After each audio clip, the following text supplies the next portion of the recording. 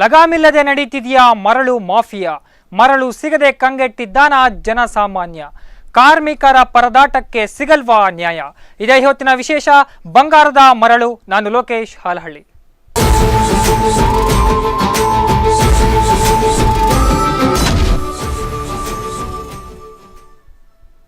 ಈಗಾಗಲೇ ಗಮನಿಸಿದ್ದೇವೆ ಮರಳಿನ ಸಮಸ್ಯೆ ಎಷ್ಟರ ಮಟ್ಟಿಗೆ ಇದೆ ಅಂತ. ಈಗಾಗಲೇ ರಾಜ್ಯಾದ್ಯಂತ ಮರಳಿನ ಸಮಸ್ಯೆ ಕೇಳಿ ಬರ್ತಾ ಇದೆ. ಈ ನಿಟ್ಟಿನಲ್ಲಿ ಸರ್ಕಾರ ಯಾವ ರೀತಿಯಾದ ಕ್ರಮವನ್ನ ತೆಗೆದುಕೊಂಡಿದೆ, ಜಿಲ್ಲಾವಾರು ಮಟ್ಟದಲ್ಲಿ ನೋಡೋದಾದ್ರೆ ಯಾವ ರೀತಿಯಾಗಿ ಮಂಗಳೂರು ಉಡುಪಿ ಭಾಗದಲ್ಲಿ ಮರಳು ಸರಬರಾಜಾಗ್ತಾ ಇದೆ, ಆ ನಿಟ್ಟಿನಲ್ಲಿ ಕಾರ್ಮಿಕರು ಯಾವ ರೀತಿ ಕಷ್ಟವನ್ನ ಪಡ್ತಾ ಇದ್ದಾರೆ, ಮರಳಿನ ಕುರಿತಾದ ಸಮಸ್ಯೆಗಳಾದ್ರೂ ಏನು, ಈ ಬಗ್ಗೆ ಇದಕ್ಕೆ ಸಂಬಂಧಪಟ್ಟಂತಹ ಅಧಿಕಾರಿಗಳು ಯಾವ ರೀತಿಯಾಗಿ ಕ್ರಮವನ್ನ ತೆಗೆದುಕೊಂಡಿದ್ದಾರೆ, ಇಲ್ಲಿಯ ಸ್ಥಳೀಯರ ಸಮಸ್ಯೆಯನ್ನ ಆಲಿಸುವ ನಿಟ್ಟಿನಲ್ಲಿ ಕೆಲಸ ಕಾರ್ಯಗಳು ಆಗ್ತಾ ಇದೆಯಾ ಇಲ್ವಾ, ಈ ನಿಟ್ಟಿನಲ್ಲಿ ಇವತ್ತು ಚರ್ಚೆಯನ್ನ ಮಾಡ್ತಾ ಇದ್ದೇವೆ.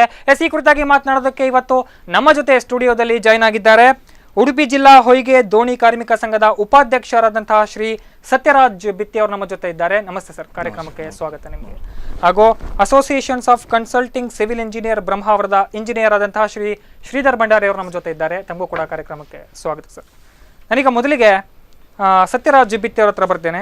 ಈಗಾಗಲೇ ತಾವು ಕೇಳಿದ್ದೀರಾ, ಗಮನಿಸಿದ್ದೀರಾ, ಮರಳಿನ ಸಮಸ್ಯೆ ಬಗ್ಗೆ ನಿಮಗೆ ತುಂಬಾ ಮಾಹಿತಿಗಳಿದೆ ಅನ್ಕೊಳ್ತೀನಿ ನಾನು.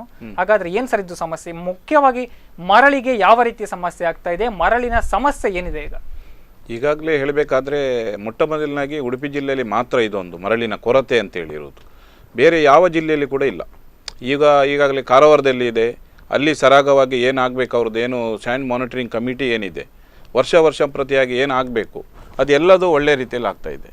ನಮ್ಮ ಉಡುಪಿ ಜಿಲ್ಲೆಯಲ್ಲಿ ಈ ರೀತಿಯ ಒಂದು ದ್ವಂದ್ವ ನೀತಿ, ಅಂದರೆ ಯಾವ ರೀತಿ ನಿರ್ಧಾರ ಅನ್ನೋದು ಇವರೇ ತಗೊಳ್ಳೋದು, ಇವರೇ ಮಾಡೋದು. ಉಡುಪಿ ಜಿಲ್ಲೆಯಲ್ಲಿ ಹೊಯ್ಗೆ ಸಿಗೋದು ಮಟ್ಟಿಗೆ ಯಾವುದೇ ರೀತಿಯ ತೊಂದರೆ ಇಲ್ಲ. ತೊಂದರೆಯನ್ನು ಅಧಿಕಾರಿ ವರ್ಗದವರು ಮತ್ತು ಜಿಲ್ಲಾಡಳಿತ ಇದನ್ನು ಬೇಕಂತೇಳಿ ಇದನ್ನು ತಡೆ ಮಾಡ್ತಾಯಿದೆ. ಇದಕ್ಕೆ ಯಾವ ರೀತಿ ಸಮಸ್ಯೆ ಇಲ್ಲ. ಸಮಸ್ಯೆ ಅಂತ ಹೇಳೋದು ಸಾಂಪ್ರದಾಯಿಕ ಮರಳುಗಾರಿಕೆ ಅಂತ ಹೇಳಿದರೆ ಕಾರವಾರ ಬೇರೆ, ಮಂಗಳೂರು ಬೇರೆ ಅಲ್ಲ, ಎರಡೂ ಕಡೆಯಲ್ಲಿ ಒಂದೇ ರೀತಿ ಇರುವುದು. ಈಗ ಕಾರವಾರದಲ್ಲಿ ಜಲ್ಲ ಬಕೆಟಲ್ಲಿ ಯೂಸ್ ಮಾಡ್ತಾರೆ, ಮಂಗಳೂರಿನಲ್ಲಿ ಜಲ್ಲ ಬಕೆಟ್ ಯೂಸ್ ಮಾಡ್ತಾರೆ, ಎಮ್ಐ ಇಂಜಿನ್ ಯೂಸ್ ಮಾಡ್ತಾರೆ, ಅಲ್ಲಿ ಮಂಗಳೂರಲ್ಲಿ ಕೂಡ ಎಮ್ಐ ಇಂಜಿನ್ ಯೂಸ್ ಮಾಡ್ತಾರೆ. ಆದರೆ ಉಡುಪಿಯಲ್ಲಿ ಸಾಂಪ್ರದಾಯಿಕ ಮರಳುಗಾರಿಕೆ ಅಂತ ಹೇಳಿದರೆ ಮಾನವ ಶ್ರಮ ಅಲ್ಲದೆ ಯಾವುದೇ ಒಂದು ಯಾಂತ್ರಿಕದಲ್ಲಿ ಇಟ್ಕೊಂಡು ನಾವು ಮರಳುಗಾರಿಕೆ ಮಾಡುವುದಿಲ್ಲ. ಎಲ್ಲದಕ್ಕೆ 37 ಕಂಡೀಷನ್ ಹಾಕಿದ್ದಾರೆ ನಮಗೆ ಪರವಾನಗಿ ಕೊಡುವಾಗ. ಆ 37 ಕಂಡೀಷನಿಗೆ ಏನು ನಾವು ಬದ್ಧರಾಗಿ ಕೆಲಸ ಮಾಡ್ತಿದ್ದೇವೋ ಇವತ್ತು ನಮಗೆ ನ್ಯಾಯ ಇಲ್ಲ. ನಾವು ಮರಳಿಗಾಗಿ ಸತತ, ನಮ್ಮ ಅಧ್ಯಕ್ಷರಿದ್ದಾರೆ ಇವತ್ತು, ಅವರು ಉಪಸ್ಥಿತರು ಇರಬೇಕಿತ್ತು, ಇಲ್ಲಿ ಇರಲಿಲ್ಲ. ಆದರೆ ಸತತವಾಗಿ ನಮ್ಮ ಕಮಿಟಿ ದಿನ ಹೋದಾಗ ಯಾರು ಶಾಸಕರಿದ್ದಾರೆ ಅವರ ಮನೆಗೆ, ಎಲ್ಲಿ ಜಿಲ್ಲಾಧಿಕಾರಿ ಇದ್ದಾರೆ ಅವರ ಹತ್ರ, ಎಲ್ಲಿ ಗಣಿಗಾರಿಕೆ ಇದೆ ಅಲ್ಲಿ ನಿರಂತರ ನಮ್ಮದಿದೆ. ಮನೆಯಲ್ಲಿ ಹೆಂಡತಿಯನ್ನು ಕೂಡ ಹೊರಗೆ ಕರ್ಕೊಂಡು ಹೋಗುವಂಥ ಪರಿಸ್ಥಿತಿ ಕೂಡ ನಮ್ಮಲ್ಲಿಲ್ಲ. ಈ ರೀತಿಯ ಒಂದು ನಿರಂತರವಾಗಿ ಪ್ರತಿ ವರ್ಷದಲ್ಲಿ ನಾವು ಧರಣಿ ಮಾಡದೆ ಅಥವಾ ನಾವೊಂದು DC ಕಚೇರಿಗೆ ಹೋಗಿ ನಮ್ಮ ತೊಡಕನ್ನು ಅವರ ಮುಂದೆ ಪ್ರತಿಭಟಿಸ್ತಿದ್ದರೆ ಇವರು ಯಾವುದೇ ರೀತಿಯ ಕ್ರಮ ತಗೊಳ್ಳೋದಿಲ್ಲ. ಈಗಾಗಲೂ ಕೂಡ ನಾವು ಈಗಲೂ ಕೂಡ ಇವತ್ತು ಹೋಗಿ ಬಂದಕ್ಕೆ ಇನ್ನೂ ಕೂಡ NITK ಸರ್ವೆಗೆ ಇವರು ಲೆಟರ್ ಮಾಡಿಲ್ಲ. ಹಾಗಾದರೆ ನಾವು ಯಾವ ರೀತಿಯಾಗಿ ಇನ್ನು ಇದನ್ನು ಹೋಗಬೇಕು ಅನ್ನೋದನ್ನ ಬಗ್ಗೆ ನಾವು ಆಲೋಚನೆ ಮಾಡ್ತಾ ಇದ್ದೇವೆ.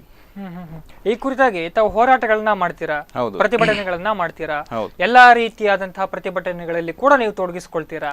ಆದ್ರೆ ಇದೊಂದು ಪಬ್ಲಿಸಿಟಿ ಅನ್ಕೋತೀರಾ ಹೇಗೋ ಅಂತ. ಈಗ ಮಾಧ್ಯಮಗಳಲ್ಲಿ ಪ್ರಸಾರವಾದ್ಮೇಲೆ, ಪೇಪರ್ಗಳಲ್ಲಿ ಪ್ರಸಾರವಾದ್ಮೇಲೆ ಇದ್ರ ಬಗ್ಗೆ ನೀವೇ ಸೈಲೆಂಟ್ ಆಗ್ಬಿಡ್ತೀರಾ. ಯಾಕೆ ಸರ್ ಈ ತರ ಆಗ್ತೀರಾ?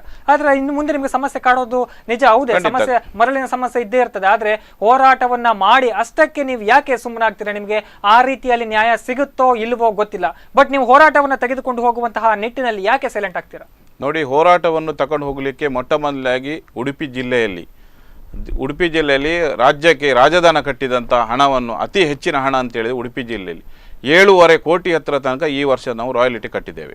ಅದೇ ಕಾರವಾರಕ್ಕೆ ಹೋಲಿಸಿದರೆ ಅಷ್ಟು ಕಟ್ಟಲಿಲ್ಲ, ಮಂಗಳೂರು ಹೋಲಿಸಿದರೆ ಅಷ್ಟು ಕಟ್ಟಲಿಲ್ಲ. ಆದರೆ ಇಷ್ಟು ರಾಜಧಾನವನ್ನು ನಾವು ಗೌರ್ಮೆಂಟಿಗೆ ಕಟ್ಟಿ ಈಗ ನೀವು ಹೇಳ್ತೀರಿ ಪರದಾಡುವ ಬಗ್ಗೆ ಹೋಗ್ತಾ ಇರ್ತೇನೆ. ನಿರಂತರವಾಗಿ ಒಂದು ಸ್ಟ್ರೈಕ್ ಮಾಡಲಿಕ್ಕೆ ಹೋದೆ ನಾನು ಈ ಸಾಲಿನ ಮೊನ್ನೆ ಈ ಪರವಾನಗಿ ಹಿಂದೆ ಬರುವಾಗ 2 ತಾರೀಕಿಗೆ ಸ್ಟ್ರೈಕ್ ಅಂತೇಳಿ ನಾವು ನಮ್ಮ ಉಡುಪಿಯಿಂದ ಸ್ಟ್ರೈಕ್ ಅಂತೇಳಿ ನಾವು ನಮ್ಮ ಉಡುಪಿ ಜಿಲ್ಲಾ ಹೊಯ್ಗೆ ದೋಣಿ ಕಾರ್ಮಿಕ ಸಂಘದಿಂದ ನಾವು ಸ್ಟ್ರೈಕ್ ಮಾಡ್ತೇವೆ ಅಂತ ನಾವು ಅದನ್ನು ತೀರ್ಮಾನ ತಗೊಳ್ಳೋದು. 2 ತಾರೀಕಿಗೆ ಸ್ಟ್ರೈಕ್ ಅಂತೇಳಿ ತೀರ್ಮಾನ ತಗೊಂಡೋದಾಗ ಅದೇ ಸಮಯದಲ್ಲಿ ಮಂಗಳೂರಿನಲ್ಲಿ ಒಬ್ಬರು ಚಾರ್ಜ್ ಆಗಿದ್ದವರು ಡೆಪ್ಯುಟೇಷನ್ ಮೇಲೆ ನಮ್ಮ ಇಲ್ಲಿಗೆ ಬಂದರು, ಎಲ್ಲಿ ಉಡುಪಿ ಜಿಲ್ಲೆಗೆ ಬಂದರು. ಉಡುಪಿ ಜಿಲ್ಲೆಗೆ ಬರಬೇಕಾದ್ರೆ ನಾವು ಅವರನ್ನು ಮಾತಾಡಿಸಲಿಲ್ಲ ಅನ್ನುವಂಥ ಒಂದು ನಿಟ್ಟಿನಲ್ಲಿ ಅವರು ಹೇಳಿದ್ರು, ನೀವು ಸ್ಟ್ರೈಕ್ ಮಾಡೋದು ಬೇಡ, ನಿಮ್ಮ ಎಲ್ಲ ಸಮಸ್ಯೆಯನ್ನು ನಾನು ಸಾಲ್ವ್ ಮಾಡ್ತೇನೆ ಅಂತೇಳಿ ಒಂದು ಭರವಸೆ ಕೊಟ್ಟರು. ಆ ಕಾರಣದಿಂದ ನಾವು ಎಲ್ಲ ಪರವಾನಗಿದಾರರು ಸ್ಟ್ರೈಕ್ ಮಾಡಬೇಕಿದ್ದವರೆಲ್ಲರೂ ನಾವು ಹಿಂದೆ ಬಂತು. ಮತ್ತು ಕೆಲವು ಪರವಾನಗಿದಾರರಿಗೆ ಇವರು ಸಪ್ರೇಟಾಗಿ ಒಳಗೆ ಕರ್ಕೊಂಡೋಗಿ ನೋಡಿ, ನೀವೇನಾದರೂ ಸ್ಟ್ರೈಕ್ ಮಾಡಿದರೆ ನಿಮ್ಮ ಹಳೆಯ ರೆಕಾರ್ಡ್ ತೆಗಿತೇನೆ, ನಿಮ್ಮನ್ನು ಆರೋಪಿ ಸ್ಥಾನದಲ್ಲಿ ನಿಲ್ಲಿಸ್ತೇನೆ ಅಂತೆಲ್ಲ ಹೆದರಿಸಿ, ನಮ್ಮನ್ನು ಬೆದರಿಸಿ, ಅಂದರೆ ನನ್ನ ಜೊತೆಯಲ್ಲಿ, ನಮ್ಮ ಸಂಘದ ಜೊತೆಯಲ್ಲಿ ಯಾರೂ ಸ್ಟ್ರೈಕ್ ಮಾಡಬಾರ್ದು ಅಂದರೆ ಆ ರೀತಿಯಲ್ಲಿ ಈ ಅಧಿಕಾರಿಯವರು ಬಂದು ನೋಡಿ, ನೀವೆಲ್ಲ ಸ್ಟ್ರೈಕ್ ಮಾಡೋದಿದ್ರೆ ನಿಮ್ಮನ್ನು ಖಂಡಿತ ಬಿಡುವುದಿಲ್ಲ, ನಿಮ್ಮ ಎಲ್ಲಿ ಹಳೆ ರೆಕಾರ್ಡ್ ಎಲ್ಲ ತೆಗೆದು ನಿಮ್ಮ ಮೇಲೆ ಕೇಸ್ ಹಾಕ್ತೇನೆ, ಅದಕ್ಕೆ ನೀವು ಏನು ಮಾಡ್ತೀರಿ, ಹಾಗಾದ್ರೆ ನಾನು ಬರೆದು ಕೊಡ್ತೇನೆ, ನಾನು ಈ ಸ್ಟ್ರೈಕಿಗೆ ಮಾಡೋದಿಲ್ಲ ಅಂತೇಳಿ ನಮ್ಮ ಎಷ್ಟೋ ಜನ ಪರವಾನಗಿದಾರ ಹತ್ರ ಒಂದು 20-30 ಜನರ ಹತ್ರ ಇವರು ಬರ್ಸ್ಕೊಂಡಿದ್ರು. ಯಾಕೆ, ಯಾವ ಉದ್ದೇಶದಿಂದ ಬರ್ಸ್ಕೊಂಡಿದ್ರು? ಉದ್ದೇಶ ಅಂತ ಹೇಳಿದರೆ ಅವರಲ್ಲಿ ಏನಾಗಿದೆ, ಲಾಬಿ ಆಗಿದೆ. ಇಲ್ಲಿ ಒಂದು GPS ಅನ್ನೋದು ದೋಣಿಗೆ, ಒಂದು GPS-ಗೆ 20,000 ಅಂತೇಳಿ ದೋಣಿಗೆ ಹಾಕ್ಲಿಕ್ಕೆ ಹೇಳಿದರು. ಅದಕ್ಕೆ ಇರೋದು ಬರೀ 3,000 to 3,500. ಅದರ ಒಳಗೆ ಇದೆ ಇಸ್ರೇಲ್ ಮಾದರಿ, ಒಳಗೆ ಇದೆ ಚೈನಾ ಮೇಡ್. ಅದು ವಾಟರ್ ಪ್ರೂಫ್ ಅಂತ ಹೇಳಿದರು. ಅದು ಟೆಂಡರ್ ತಗೊಳ್ಳುವಾಗ DC ಅವರೇ ತಗೊಂಡದ್ದು. ಅದಕ್ಕೆ ಏನು ಬರೆದು ಕೊಟ್ಟಿದ್ದಾನೆ ಆ ಪ್ರಕಾರದಲ್ಲಿ 1 ವರ್ಷ ಅಗ್ರಿಮೆಂಟಿಗೆ ಅವನು ಏನೆಲ್ಲ ಕಂಡೀಷನ್ ಹಾಕಿ ನಮ್ಗೆ ಕೊಟ್ಟಿದ್ದಾನೆ, ಯಾವುದೇ ರೀತಿಯ ಅದು ಗುಣಮಟ್ಟದ್ದಲ್ಲ, ಅದು ಕಳಪೆ ಗುಣಮಟ್ಟದ್ದು. ಅದನ್ನು ಇವರು ತಂದು ಅದರ ವಿರುದ್ಧ ನಾವು ಸ್ಟ್ರೈಕಿಗೆ ಹೋಗ್ತೇವೆ ಅಂದಾಗ ಇವರ ಅಧಿಕಾರಿಯವರನ್ನು ಇವರು ಬಿಟ್ಟಿದ್ದಾರೆ. ಅಧಿಕಾರಿಯವರನ್ನು ಬಿಟ್ಟು ನೀವೇನಾದರೂ ಸ್ಟ್ರೈಕ್ ಮಾಡಿದರೆ ನಿಮ್ಮನ್ನು ಈ ರೀತಿ ಮಾಡ್ತೇನೆ ಅಂತೇಳಿ ಅಧಿಕಾರಿಯವರು ನಮ್ಮ ಮೇಲೆ ಭಯಭೀತರಾಗೋ ರೀತಿಯಲ್ಲಿ ಪರವಾನಗಿದಾರನ್ನು ಇದು ಮಾಡಿದ್ದಾರೆ. ಆಗ ಯಾರು ಹೋಗ್ತಾರೆ, ಪರವಾನಗಿದಾರರು ಮುಂದೆ ಹೋಗ್ತಾರೆ. ಆಗ ನಾವೇನು ಮಾಡ್ತಾ ಆಯ್ತು ಅಂತೇಳಿ ಪೇಪರಲ್ಲಿ ಸ್ಟೇಟ್ಮೆಂಟ್ ಕೊಡ್ತು, ನಾವು ಸ್ಟ್ರೈಕನ್ನು ಹಿಂತಕೊಳ್ತೇವೆ ಅಂತೇಳಿ. ಅದಾದರೂ ಕೂಡ ಸರಿ ಮಾಡಲಿಲ್ಲ. ನಿರಂತರ ನಿಮ್ಮ ಯಾವ ಜಿಲ್ಲೆಯಲ್ಲಿಲ್ಲ ಈ ರೀತಿಯ ಒಂದು ವ್ಯವಸ್ಥೆ, ಯಾವ ಜಿಲ್ಲೆಯಲ್ಲಿ ಕೂಡ ಇಲ್ಲ. ನಿರಂತರವಾಗಿ ಪರವಾನಗಿದಾರರು ಆ GPS ಅಸ್ತ್ರ ಇಟ್ಕೊಂಡೇ ನಮ್ಮನ್ನು ಪರವಾನಗಿಯನ್ನು ರದ್ದು ಮಾಡುವಂಥ ಒಂದು ಹುನ್ನಾರು, ನಮ್ಮ ಪರವಾನಗಿಯನ್ನು ರದ್ದು ಮಾಡಿ. ಯಾಕಂದರೆ ದೋಣಿಗೆ ಅಗತ್ಯತೆ ಇಲ್ಲ GPS. ನೀವೇ ಹೇಳಿದಾಗ ಆ ಒಂದು ಅಸ್ತ್ರವನ್ನು ಬಿಟ್ಟರೆ ಬೇರೆ ರೀತಿ ಯಾವ ರೀತಿಯಾಗಿ ಅದನ್ನು ನೀವು ಸರಿಪಡಿಸ್ಕೊಂಡು ಹೋಗ್ತೀರಾ ಹಾಗಾದರೆ? ಅಲ್ಲ, ನಮಗೀಗ ಇದೆ ಅಲ್ಲ, ಅವ್ರು ಹಾಕಿದ್ದಾರೆ ನೋಡಿ. ಈ ಹಿಂದಿನ ಸಾಲಲ್ಲಿ ಪರವಾನಗಿದಾರನಿಗೆ 12 ಕಂಡೀಷನ್ ಮಾತ್ರ ಇದ್ದದ್ದು, 12 ಕಂಡೀಷನ್. ಈಗ ಹೊಸ ಪರ್ಮಿಟಲ್ಲಿ 37 ಕಂಡೀಷನ್ ಇದೆ. ಈ 37 ಕಂಡೀಷನ್ ಇಟ್ಕೊಂಡು ನಾವು ದಿನಕ್ಕೆ 5 ಲೋಡು ಹೊಯ್ಗೆಯನ್ನು ಕೊಟ್ಟು 50 ಮೆಟ್ರಿಕ್ ಟನ್ ಮೇಲೆ ನೀವು ಯಾವುದು ಟ್ರಿಪ್ ಶೀಟನ್ನು ಹಾಕಿದರೆ ಆ ಟ್ರಿಪ್ ಶೀಟ್ ಬರೋದಿಲ್ಲ ಹೊರಗೆ, 5 ಲೋಡ್ ತಗೊಂಡೋಗ್ಲಿಕ್ಕೆ. ಇಷ್ಟೆಲ್ಲ ಕಂಡೀಷನ್ ಹಾಕಿದ ಮೇಲೆ ನಮ್ಮನ್ನು ಇವರು ಈ GPS ಇಟ್ಕೊಂಡು ಈಗಲೂ ಕೂಡ 50,000 ಕಟ್ಟಿದವರಿದ್ದಾರೆ, ಒಂದು 50 to 60 ಲಕ್ಷ ರೂಪಾಯಿ ಪೆನಾಲ್ಟಿ ಕಟ್ಟಿದವರಿದ್ದಾರೆ. ಸುಮ್ಮನೆ ಆ GPS ಸರಿ ಇಲ್ಲ. ಕಳಪೆ GPS ಅನ್ನೋದಕ್ಕೆ ರಾಷ್ಟ್ರೀಯ ತನಿಖಾ ತಂಡ ಇದೆ, ಅದಕ್ಕೊಂದು NIC ಅಂತೇಳಿ ರಾಷ್ಟ್ರೀಯ ತನಿಖಾ ತಂಡದವರಲ್ಲಿ ಮಂಜುನಾಥ್ ಆನಂದ್ ಮತ್ತು ಅವರ ಬಳಗದವರು 3 ಜನ ತಗೊಂಡೋಗಿ GPS ಯಾವ ಗುಣಮಟ್ಟದ NIC ಕುರಿತಾಗಿ ತಮ್ಮ ಹತ್ರ ಮಾಹಿತಿಗಳನ್ನ ಪಡ್ಕೊಳ್ತಾರೆ. ಮಾಹಿತಿ ಕೂಡ ಇದೆ. ಒಂದು ಕರೆ ಇದೆ ಸರ್, ಹತ್ರ ಮಾಹಿತಿ ಪಡ್ಕೊಳ್ತೇನೆ. ನಿಮ್ಮ ಹೆಸರು ಮತ್ತು ಎಲ್ಲಿಂದ ಕರೆ ಮಾಡ್ತಾ ಇದ್ದೀರಿ? ನಿಮ್ಮ ಹೆಸರು ಮತ್ತು ಎಲ್ಲಿಂದ ಕರೆ ಮಾಡ್ತಾ ಇದ್ದೀರಿ? ನಾನು ರಾಮ್ಕುಮಾರ್ ಅಂತ ಕುಂದಾಪುರದಿಂದ. ಎಸ್, ಕುಂದಾಪುರದಿಂದ ರಾಮ್ಕುಮಾರ್ ಅವರು ಹೇಳಿ, ಈ ಕುರಿತಾಗಿ ತಾವೇನು ಹೇಳ್ತೀರಿ? ಹಲೋ. ಎಸ್ ಸರ್, ನನ್ನ ಧ್ವನಿ ಕೇಳಿಸ್ತಿದ್ಯಾ? ಈಗ ಈ ತರ ಜನರಿಗೆ ಮರಳು ಸಿಗ್ತಾ ಇಲ್ಲ. ಇದಕ್ಕೆ ಎಲ್ಲ ಉಡುಪಿ ಜಿಲ್ಲಾಧಿಕಾರಿ ಮತ್ತು ಅಧಿಕಾರಿಗಳ ಕಾರಣಕರ್ತರು. ಯಾಕಂದ್ರೆ ಈ ಹಿಂದೆ ಕಂಡ್ಲೂರಲ್ಲಿ ಗಲಾಟೆ ಆಗಿತ್ತು, ಅವರಿಗೆ ಅದರಲ್ಲಿ ಹಲ್ಲೆ ಆಗಿತ್ತು ಅಂತ ಒಂದು ಮಾಡಿದ್ರು. ನಾನು ಜಿಲ್ಲಾಧಿಕಾರಿ ಜಿಲ್ಲೆಯ ಇರುವವರೆಗೂ ಜನರಿಗೆ ಮರಳು ಸಿಗ್ಬಾರ್ದು, ನನ್ಗೆ ಹಲ್ಲೆ ಆಗಿದೆ, ನನ್ಗೆ ಅದು ನ್ಯಾಯ, ಆ ತರ ನ್ಯಾಯ ಬೇಕಂತ ಮಾಡ್ತಾ ಇದ್ದಾರೆ. ಶೇಡಿಗೋಸ್ಕರ ಈ ತರ ಮಾಡ್ತಾ ಇದ್ರು, ಅದಕ್ಕೋಸ್ಕರ ಈ ಜಿಲ್ಲೆಯಲ್ಲಿ ಈ ತರ ಅವಸ್ಥೆ. ಎಸ್, ಧನ್ಯವಾದಗಳು ಸರ್ ತಮ್ಮ ಮಾಹಿತಿಗಳಿಗಾಗಿ. ಈಗ ಅವ್ರು ಹೇಳೋ ಪ್ರಕಾರ ಯಾವ ರೀತಿಯಾಗಿ ಜಿಲ್ಲಾಧಿಕಾರಿಗಳು ಇದಕ್ಕೆ ಸರಿಯಾದ ರೀತಿಯಲ್ಲಿ ಸ್ಪಂದನೆಯನ್ನು ಕೊಡ್ತಾ ಇಲ್ಲ, ಹಾಗಾಗಿ ಇಲ್ಲಿ ಸಮಸ್ಯೆ ಉದ್ಭವವಾಗಿದೆ ಅಂತ ಏನ್ ಹೇಳ್ತಾರೆ ಸರ್ ಇದಕ್ಕೆ? ನಾವು ಇದಕ್ಕೆ ಹೇಳ್ತಿದ್ದೇವೆ, ಅದು CRZಗೆ ಸಂಬಂಧಪಟ್ಟ ವಿಷಯ. ನಾವು ಹೋಗುದು, ನಮಗೆ ನಾನ್ CRZ ಬಗ್ಗೆ ನಮಗೆ ಸಂಬಂಧ ಇಲ್ಲ, ನಾವು ಖಾಲಿ CRZ. ಅದು ನಾನ್ CRZ ಅಲ್ಲಿ ಒಂದು ಧಕ್ಕೆ ನಿರ್ಮಿಸಿ ಅಕ್ರಮವಾಗಿ ಮರಳು ತೆಗೆಯುತ್ತಿದ್ದಾರೆ ಅನ್ನುವಂಥ ಮಾಹಿತಿ ಜಿಲ್ಲಾಧಿಕಾರಿ ಗಮನಕ್ಕೆ ಬಂದಾಗ ಅವರು ರಾತ್ರಿ ಹೊತ್ತಲ್ಲಿ ಯಾರಿಗೂ ಮಾಹಿತಿ ಕೊಡೋದೋ ಏನೋ ಹೇಗೋ ಹೋಗಿದ್ದಾರೆ ಗೊತ್ತಿಲ್ಲ, AC ಅವರು ಮತ್ತು DC ಅವರು ಆ ಸ್ಥಳಕ್ಕೆ ಹೋದರು. ಅಲ್ಲಿ ಆ ದಿನ ಅವರಿಗೆ ಒಂದು ಆಗಿದಂಥ ವಿಷಯ ಖಂಡನೆ, ಯಾಕಂದ್ರೆ ಆ ರೀತಿ ಆಗಬಾರ್ದು, ಆ ರೀತಿಯ ಮಟ್ಟಿಗೆ ಅವರನ್ನು ಅಲ್ಲಿಯ ಜನರು ಅವರನ್ನು ಆ ರೀತಿ ಮಾಡಿದ್ದಾರೆ. ಅದರ ಉದ್ದೇಶದಿಂದ ಈಗ ಇವರು ಯಾರೋ ಕುಂದಾಪುರದವ್ರು ಫೋನ್ ಮಾಡಿದರು, ಆ ಉದ್ದೇಶ ಕೂಡ ಇರ್ಬೋದೋ ಇಲ್ವೋ ನಮ್ಗೆ ಗೊತ್ತಿಲ್ಲ. ಯಾಕಂದರೆ ನಾವು ನಾನ್ CRZ ಅವರ, ನಾವು ನಾನ್ CRZ ಅವರಲ್ಲ, ನಮಗೆ ಏನು ಸಂಬಂಧ ಇಲ್ಲ. ಜಿಲ್ಲಾಧಿಕಾರಿಯನ್ನು ಆ ರೀತಿ ಮಾಡಬೇಕಾಗಿ ನಮಗೇನು ಇಲ್ಲ. ನಾವು ಕೇಳುವುದೇನು, ನಾವು ಹಣ ಕೊಟ್ಟು ಮರಳಿನ ಗುತ್ತಿಗೆ ಪಡ್ಕೊಂಡಿದ್ದೇವೆ, ಹಣ ಕೊಡ್ತಿದ್ದೇವೆ, ಸರ್ಕಾರಕ್ಕೆ ರಾಜಧನ ಕಟ್ತಿದ್ದೇವೆ. ನಮಗೆ 1,000 ಮೆಟ್ರಿಕ್ ಟನ್ನಿಗೆ 68,000 ತಗೊಳ್ಳುವಲ್ಲಿ 30,000 ಎಕ್ಸ್ಟ್ರಾ ಕೂಡ ತಗೊಳ್ತಾ ಇದ್ದಾರೆ. ನಾವು ಅದಕ್ಕೂ ಇಲ್ಲಿ ತನಕ ಕೂಡ ಬಾಯಿ ಮುಚ್ಚಿ ಕೂತ್ಕೊಂಡಿದ್ದೇವೆ. ಆ 30,000 ನಾವು ಯಾರಿಗೆ ಸ್ವಾಮಿ ನಾವು ಕೊಡುವುದು? ಆ 30,000 ರಾಜ್ಯದ ಯಾವ ಖಜಾನೆಗೆ ಹೋಗ್ತದೆ, ಸರ್ಕಾರದ ಯಾವ ಖಜಾನೆಗೆ ಹೋಗ್ತದೆ ಅಂತ ನಮ್ಗೆ ಇನ್ನೂ ಕೂಡ ಗೊತ್ತಿಲ್ಲ. ಹಾಗಾದರೆ ನಾವೀಗ 1,000 ಮೆಟ್ರಿಕ್ ಟನ್ನಿಗೆ ಹೊಯ್ಗೆಗೆ ತಗೊಂಡು ಈ 30,000 ಯಾರ ಮೇಲೆ ಹಾಕೋದು? ಯಾರು ನಮಗೆ ಕೊಡ್ತಾರಾ ಪಾಕೆಟ್ ಮನಿ ಅಂತೇಳಿ? ನಾವು ಇದಕ್ಕೆ 98,000 ಕಟ್ತಾ ಇದ್ದೇವೆ. ನಮಗೆ 1,000 ಮೆಟ್ರಿಕ್ ಟನ್ ಕಟ್ಟಲಿಕ್ಕೆ ಇರುವುದು ಗೌರ್ಮೆಂಟ್ ಪ್ರಕಾರದಲ್ಲಿ 68,000 ಮಾತ್ರ. ಇದನ್ನು ನಾನ್ CRZಗೆ ಸಂಬಂಧಪಡುವಂಥದ್ದು. ಇದು ಯಾವುದು ಈ ಹಣ APP ಅಂತೇಳಿ ಹೆಚ್ಚುವರಿ ಹಣ ಅಂತೇಳಿ ನಮ್ಮ ಹತ್ರ ಏನೋ ಒಂದು ಕಾರವಾರದಲ್ಲಿ ಕಟ್ತಾ ಇದ್ದಾರೆ, ಮಂಗಳೂರಿನಲ್ಲಿ ಕಟ್ತಾ ಇದ್ದಾರೆ, ಉಡುಪಿಯವರು ನೀವು ಕಟ್ಟಿ ಅಂತೇಳಿ. ನಾವು ಈ 30,000ವನ್ನು ಕಟ್ಟಿ ಆ ದೋಣಿ ವೈಲೇಷನ್ ಅಂತೇಳಿ ನಿಮ್ಮ ದೋಣಿ ಅಲ್ಲಿ ಹೋಗಿದೆ, 30 ಮೀಟರ್ ಆಚೆ ಹೋಗಿದೆ, 20 ಮೀಟರ್ ಈಚೆ ಹೋಗಿದೆ, ಅದು ಯಾರು ಆ GPS ಸರಿ ಇಲ್ಲದವರು ವರದಿ ಕೊಟ್ಟು ಆ ವರದಿ ಮೇಲೆ ಕೂಡ ನಮ್ಮ ಹತ್ರ 50,000 ಪೆನಲ್ಟಿ. ಈ ಕುರಿತಾಗಿ ಮಾತಾಡ್ತೀನಿ ಸರ್. ಒಂದು ಕರೆ ಇದೆ. ನಿಮ್ಮ ಹೆಸರು ಮತ್ತೆ ಎಲ್ಲಿಂದ ಕರೆ ಮಾಡ್ತಾ ಇದ್ದೀರಿ? ಶಾಸ್ತಾನದಿಂದ. ಹೇಳಿ ಮೇಡಮ್, ಈ ಕುರಿತಾಗಿ ತಾವೇನು ಹೇಳ್ತೀರಿ? ಈ ಕುರಿತಾಗಿ ಅಂದ್ರೆ ಇದು ನಾವೀಗ ಮೇಸ್ತ್ರಿ ಅವ್ರ ಮಗಳು ಮಾತಾಡ್ತಿರೋದು. ಎಸ್ ಹೇಳಿ ಮೇಡಮ್. ಪಾಪ ಮೇಸ್ತ್ರಿ ಅವರಿಗೆಲ್ಲ ಕೆಲಸನೇ ಇಲ್ಲ ತುಂಬಾ ದಿನದಿಂದ, 2-3 ತಿಂಗಳಾಗಿದೆ. ಅವ್ರ ಪ್ರಾಬ್ಲಮ್ ಅನ್ನು ಯಾರು ಸಹ ಕೇಳೋರಿಲ್ಲ. ಅದೇ ಅವರೆಲ್ಲ ದೊಡ್ಡ ಮಾತಾಡ್ತಾರೆ, ಬೇರೆ ಮಿನಿಸ್ಟರ್ ಆಗ್ಲಿ ಯಾರೇ ಬೇಕಾದ್ರಾಗ್ಲಿ.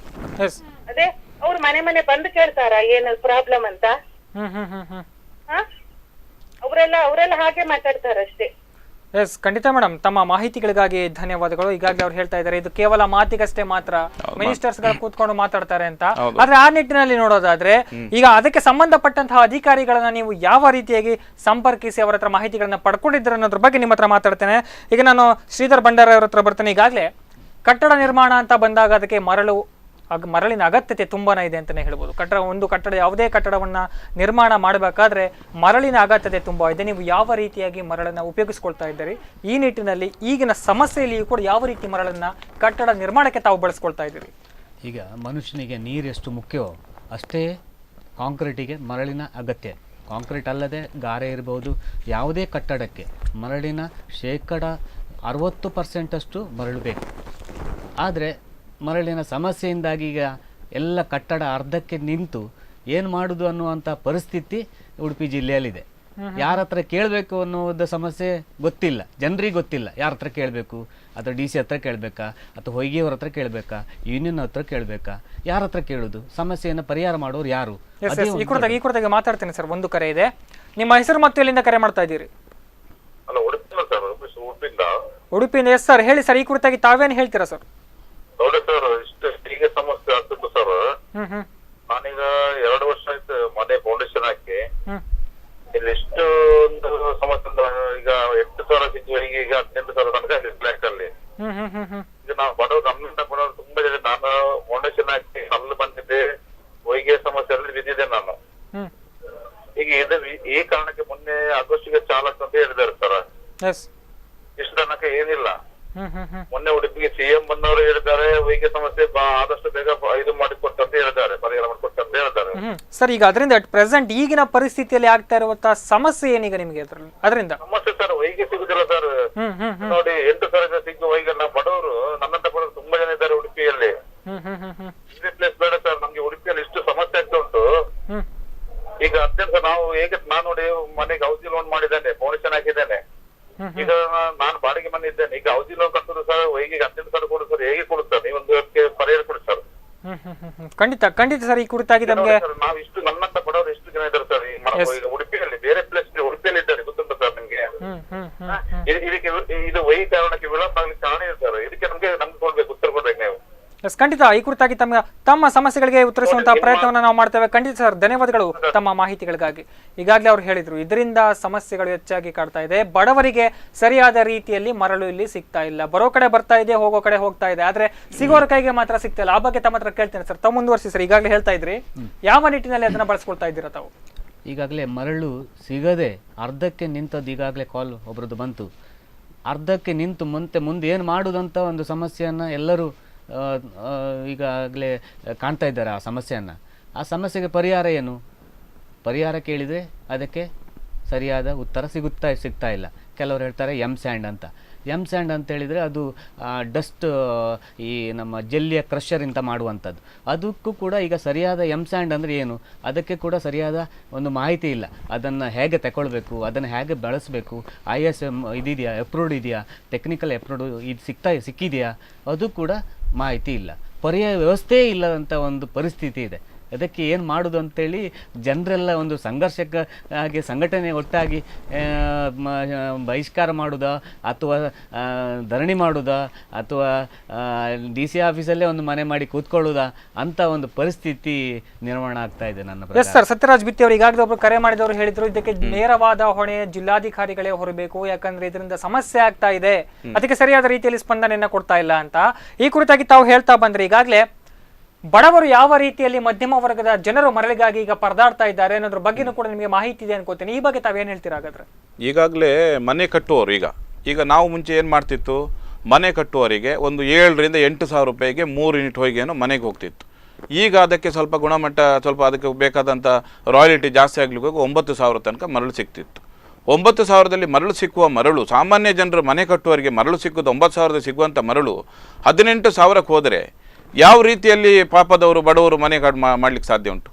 ಮತ್ತು ಈಗ ಏನೋ ಯಾವುದು ಆಶ್ರಯ ಯೋಜನೆಯಲ್ಲಿ ಮನೆ ಅಂತ ಹೇಳ್ತಾರೆ, ಅಂಥ ಮನೆ ಕೊಡುವುದವರು 1 ಲಕ್ಷ ರೂಪಾಯಿ. ಆ ಮನೆಯನ್ನು ಕಟ್ಟಲಿಕ್ಕೆ 18,000 ಹೊಯ್ಗೆ ಕೊಟ್ಕೊಂಡು ಮನೆ ಕಟ್ಟಲಿಕ್ಕೆ ಆಗ್ತದ? ಎಸ್ ಸರ್, ಈ ಕುರಿತಾಗಿ ಮಾತಾಡ್ತೇನೆ. ಒಂದು ಕರೆ ಇದೆ ಸರ್. ನಿಮ್ಮ ಹೆಸರು ಮತ್ತು ಎಲ್ಲಿಂದ ಕರೆ ಮಾಡ್ತಾ ಇದ್ದೀರಿ? ಹಲೋ ಸರ್, ಉಪ್ಪಿನಕೋಟೆಯಿಂದ ಮಾತಾಡ್ತಾ ಇದ್ದೀನಿ, ಸತೀಶ್ ಅಂತ. ಸತೀಶ್ ಅವರು ಹೇಳಿ, ಈ ಕುರಿತಾಗಿ ತಾವೇನು ಹೇಳ್ತೀರಿ? ಸರ್, ನಾನು ಮನೆ ಕಟ್ಟಲಿಕ್ಕೆ ಪ್ರಾರಂಭ ಮಾಡಿದ್ದೇನೆ. ಇಲ್ಲಿ ಮನೆ ಕಟ್ಟಲಿಕ್ಕೆ 4 ತಿಂಗಳಿಂದ ನಾವು ಫೌಂಡೇಶನ್ ಆಗಿ ಗೋಡೆ ಆಗಿದೆ, ಮರಳು ಸಿಗ್ತಾ ಇಲ್ಲ ನಮ್ಗೆ. ಈಗ ಆಲ್ರೆಡಿ ನಮ್ಗೆ ಈಗ ಜಪ್ಪ ನೀರಿನ ಮರಳು ಬರ್ತದೆ ಅಂತ ಹೇಳಿ ನಾವು ಕಾಯ್ತಾ ಉಂಟು. ಈಗ ಉಪ್ಪು ನೀರು ಬರ್ಲಿಕ್ಕೆ ಸ್ಟಾರ್ಟ್ ಆಗಿದೆ ನಮ್ಗೆ. ಇಲ್ಲಿ ಬ್ಯಾಂಕ್ ಲೋನ್ ಮಾಡಿದ್ದೇವೆ, ಇನ್ಸ್ಟಾಲ್ಮೆಂಟ್ ಕಟ್ಲಿಕ್ಕೆ ನಮ್ಗೆ 1 ವರ್ಷದಲ್ಲಿ ಇನ್ಸ್ಟಾಲ್ಮೆಂಟ್ ಕಟ್ಲಿಕ್ಕೆ ಬರ್ತದೆ. ಈಗ ನಾವು ಮನೆ ಕಟ್ಲಿಕ್ಕೆ ಹೊಯ್ಗೆ ಸಿಗ್ತಾ ಇಲ್ಲ, ಜಪ್ಪ ನೀರು ಸಿಗ್ತದೆ ಅಂತ ನಾವು ಇಷ್ಟುವರೆಗೆ ಕಾಯ್ತಾ ಇತ್ತು. ಇನ್ನೀಗ ಉಪ್ಪು ನೀರು ಬಂದಿದೆ ಹೊಳೆಯಲ್ಲಿ, ನಮ್ಗೆ ಮರಳು ಉಪ್ಪು ನೀರು ಮರಳು ಸ್ಲಾಬಿಗೆ ಹಾಕ್ಲಿಕ್ಕೆ ಆಗುದಿಲ್ಲ. ಅದಕ್ಕೆ ಏನ್ ಮಾಡ್ಲಿ ನಾವು? ಇಷ್ಟುವರೆಗೆ ಕಾದಿದೆ. ಆಕ್ಚುಲಿ ನಮ್ಗೆ ಆಗಸ್ಟ್ 1ರಿಂದ ಮರಳು ಕೊಡ್ತೇನೆ ಅಂತ ಹೇಳಿದ್ದಾರೆ. ಆಗಸ್ಟ್ 1 ಹೋಗಿ ಈಗ ಸೆಪ್ಟೆಂಬರ್ ಬಂತು, ಸೆಪ್ಟೆಂಬರ್ 15 ಬಂತು. ನಾವೆಲ್ಲಿ ಹೋಗ್ಲಿ? ಇನ್ನೀಗ ಲೋನ್ ಕಟ್ಟುವಾಗ ನಮ್ಗೆ ಇಂಟ್ರೆಸ್ಟ್ ಕೂಡ ನಮ್ಮ ತಲೆಗೆ ಬೀಳ್ತದೆ. ನಾವು ಕಷ್ಟದಲ್ಲಿ ಮನೆ ಕಟ್ತಾ ಇದ್ದೇವೆ, ಗೋಡೆ ಆಗಿದೆ, ಇನ್ನು ಸ್ಟಾಪ್ ಮಾಡ್ಲಿಕ್ಕೆ ಮರಳಿಲ್ಲ. ಮಂಗಳೂರಿಂದ ಮರಳು ಬರ್ತದೆ 18,000, 3 ಯೂನಿಟ್ಗೆ 18,000ದಿಂದ ಬರ್ತದೆ. ನಮ್ಗೆ ಅಷ್ಟು ದುಡ್ಡು ಕೊಟ್ಟು ಮರಳು ಹಾಕ್ಲಿಕ್ಕೆ ನಮ್ಗೆ ಪೂರೈಸುವುದಿಲ್ಲ. ನಾವು ಏನೋ ಬ್ಯಾಂಕ್ ಅಲ್ಲಿ ಒಂದು 10 ಲಕ್ಷ ಲೋನ್ ಮಾಡಿ ಸಣ್ಣ ಮನೆ ಕಟ್ಟುವವರು. ಈ 18 ಲಕ್ಷದ ಮರಳು ತಂದು ನಮ್ಗೆ ಇಲ್ಲಿ ಮನೆ ಕಟ್ಟಲಿಕ್ಕೆ ಆಗುದಿಲ್ಲ. ಇದಕ್ಕೆ ಯಾರು ನಮ್ಗೆ ಹೊಣೆ? ಯಾರು ಇದಕ್ಕೆ ನಮ್ಗೆ ಉತ್ತರ ಕೊಡುವವರು ಯಾರು? ಜಿಲ್ಲಾಡಳಿತ ಕೊಡುದ, ಅಲ್ಲ ಈಗ ಸಂಘದವರು ಕೊಡುದ, ಯಾರು ಕೊಡುದು? ಎಸ್ ಸರ್, ಖಂಡಿತ ಈ ಕುರಿತಾಗಿ ಚರ್ಚೆಯನ್ನು ಮಾಡ್ತಾ ಇದ್ದೇವೆ. ಧನ್ಯವಾದಗಳು ತಮ್ಮ ಮಾಹಿತಿಗಳಿಗಾಗಿ. ಈಗಾಗಲೇ ಅವರು ಹೇಳಿದ್ರು ನಮಗೆ ಈ ರೀತಿಯಾದ ಸಮಸ್ಯೆ ಕಾಡ್ತಾ ಇದೆ, ನಾವು ಲಕ್ಷಾಂತರ ರೂಪಾಯಿಗಳನ್ನ ಖರ್ಚು ಮಾಡಿ ಮನೆಯನ್ನು ನಿರ್ಮಾಣವನ್ನ ಮಾಡ್ತೇವೆ.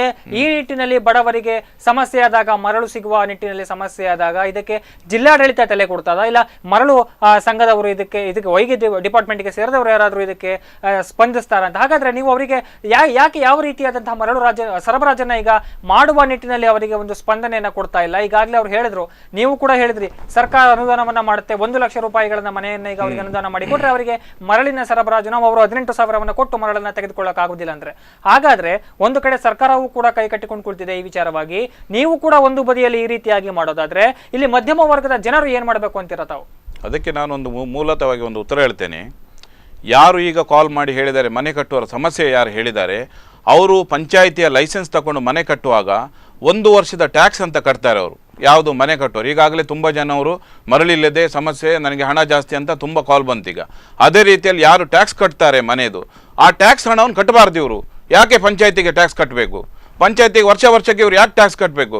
ಈಗ ನೋಡಿ, ಒಂದು ಪಂಚಾಂಗ ಹಾಕಿದ ಮನೆ ಅರ್ಧ ಗೋಡೆ ಬರ್ತಿರುವಾಗ ಗೋಡೆಗೆ ಸರಿಯಾದ ರೀತಿಯಲ್ಲಿ ಮರಳಿಲ್ಲ ಅಂತಾದರೆ ಇವರು ವರ್ಷಕ್ಕೆ ಟ್ಯಾಕ್ಸ್ ಯಾಕೆ ಜಿಲ್ಲಾಧಿಕಾರಿಯವರು ತಗೊಳ್ತಾ ಇದ್ದಾರೆ? ಪಂಚಾಯತಿ ಮುಖಾಂತರದಿಂದ ಯಾವ ಇದಕ್ಕೆ ಹೋಗ್ತಾ ಇದೆ ಆ ಟ್ಯಾಕ್ಸ್? ಆ ಟ್ಯಾಕ್ಸ್ ಹಣ ಯಾಕೆ ತಗೊಳ್ಬೇಕು ಇವರು?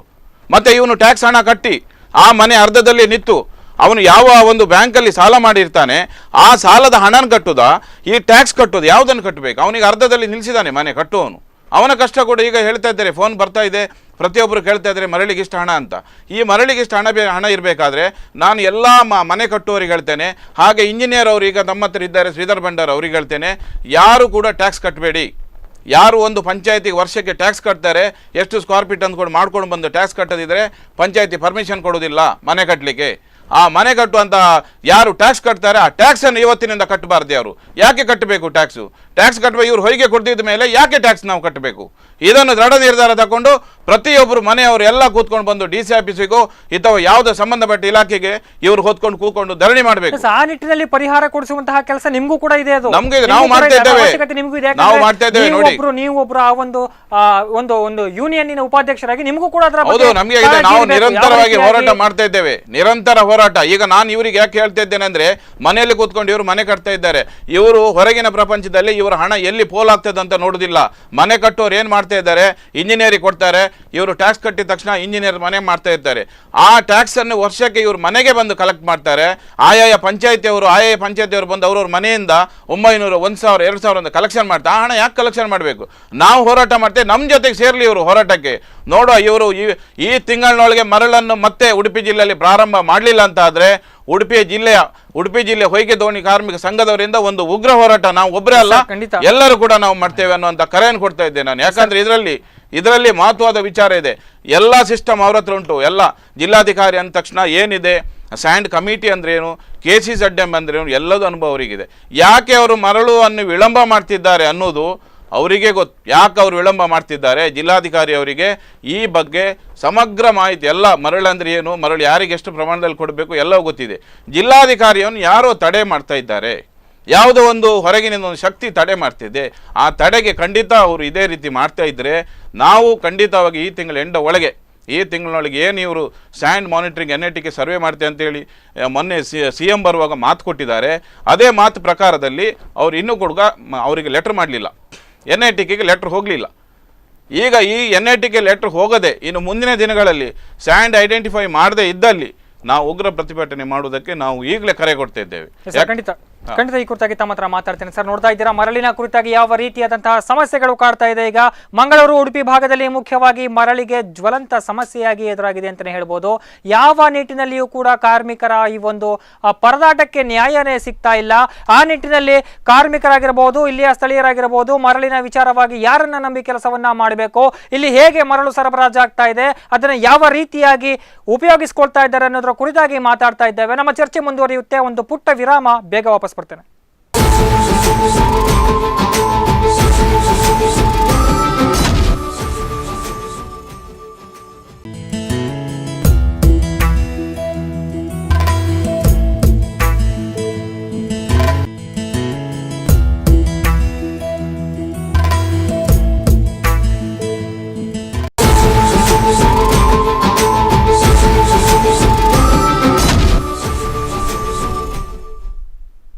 ವಿರಾಮದ ಬಳಿಕ ಬಂಗಾರದ ಮರಳು ವಿಶೇಷ ಕಾರ್ಯಕ್ರಮಕ್ಕೆ ಸ್ವಾಗತ. ಈಗಾಗಲೇ ಚರ್ಚೆಯನ್ನ ಮಾಡ್ತಾ ಇದ್ವಿ.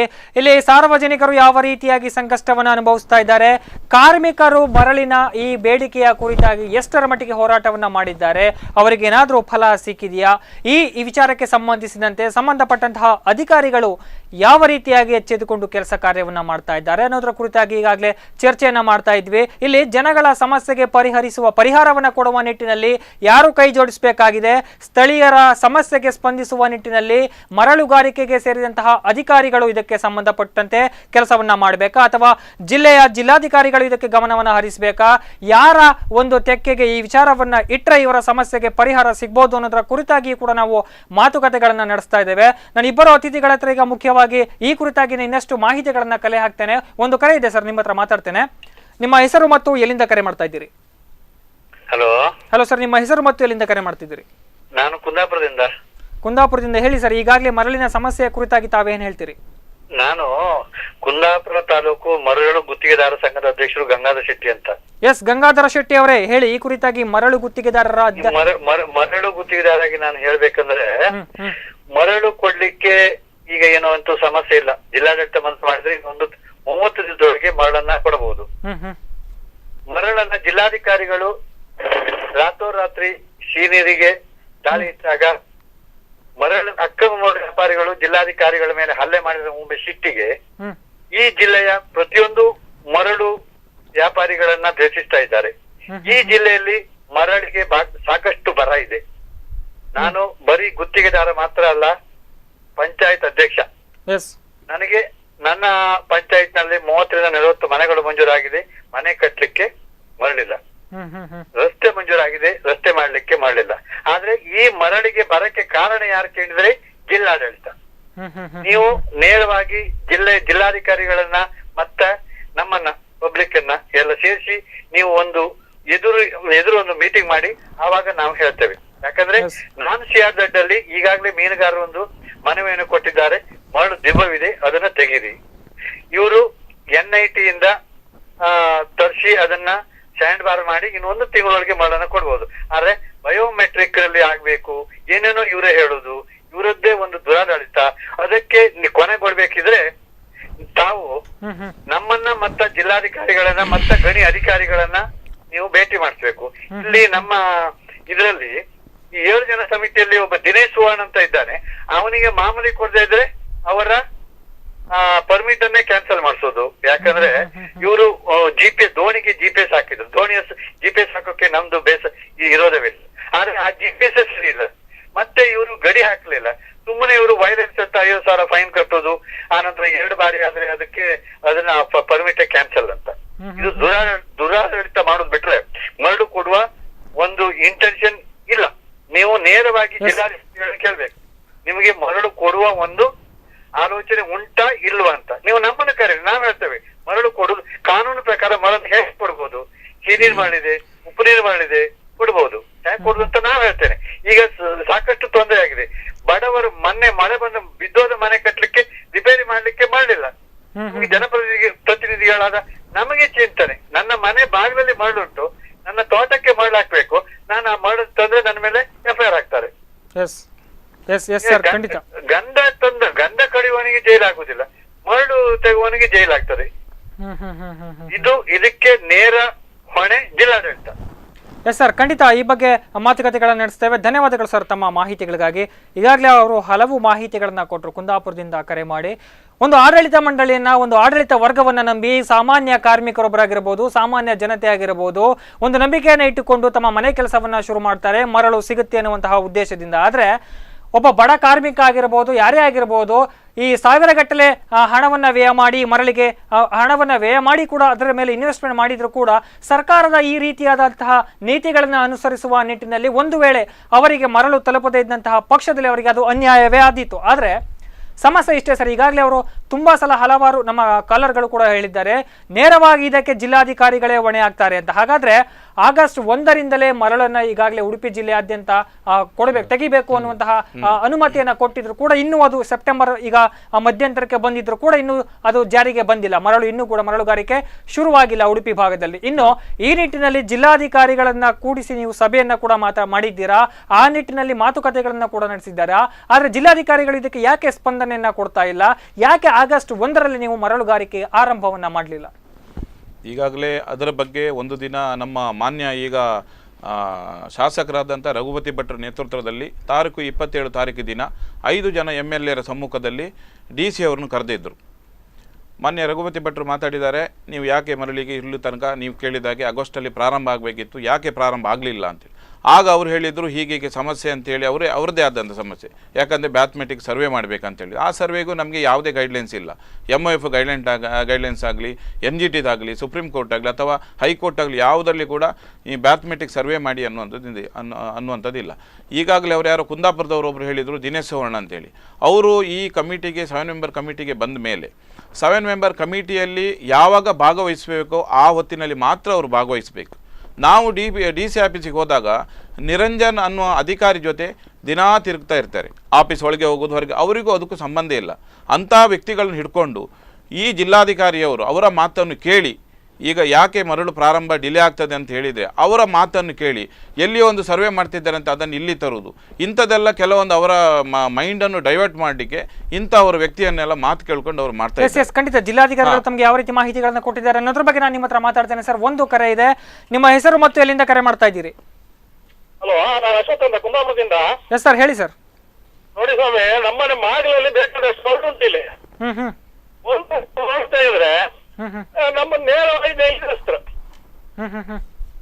ಪ್ರಕಾರ ತೆಗಿಲಿಕ್ಕೆ ಅವಕಾಶ ಇಲ್ಲ. ಜಿಲ್ಲಾಡಳಿತ ಅದರೊಟ್ಟಿಗೆ ಒಂದು ಸ್ವಲ್ಪ ಬೇರೆ ಬೇರೆ ವ್ಯಕ್ತಿಗಳದ್ದು ಎಲ್ಲ ಇದುಂಟು ಅದರಲ್ಲಿ ಕನೆಕ್ಷನ್. ಮತ್ತೆ ನಿಮ್ಗೆ ಆಶ್ರಯ ಮನೆ ಅಂತೇಳಿ ಮಾನ್ಯ ಜಿಲ್ಲಾಧಿಕಾರಿ ಅವರು ಇಲ್ಲಿ ನಮ್ಮ ದೊಂಗೊಳ್ಳಿಯಲ್ಲಿ ಸಮುದ್ರ ತೆಗೆದು ಡ್ರೆಜ್ಜಿಂಗ್ ಮಾಡಿದ್ದು ಒಂದು 4,400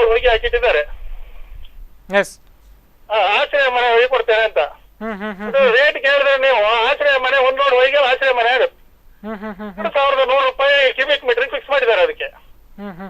3 ಯೂನಿಟ್ಗೆ 18,900 ರೂಪಾಯಿ ಆಗ್ತದೆ ಅಲ್ಲಿ ಸ್ಪಾಟ್ ಅಲ್ಲಿ.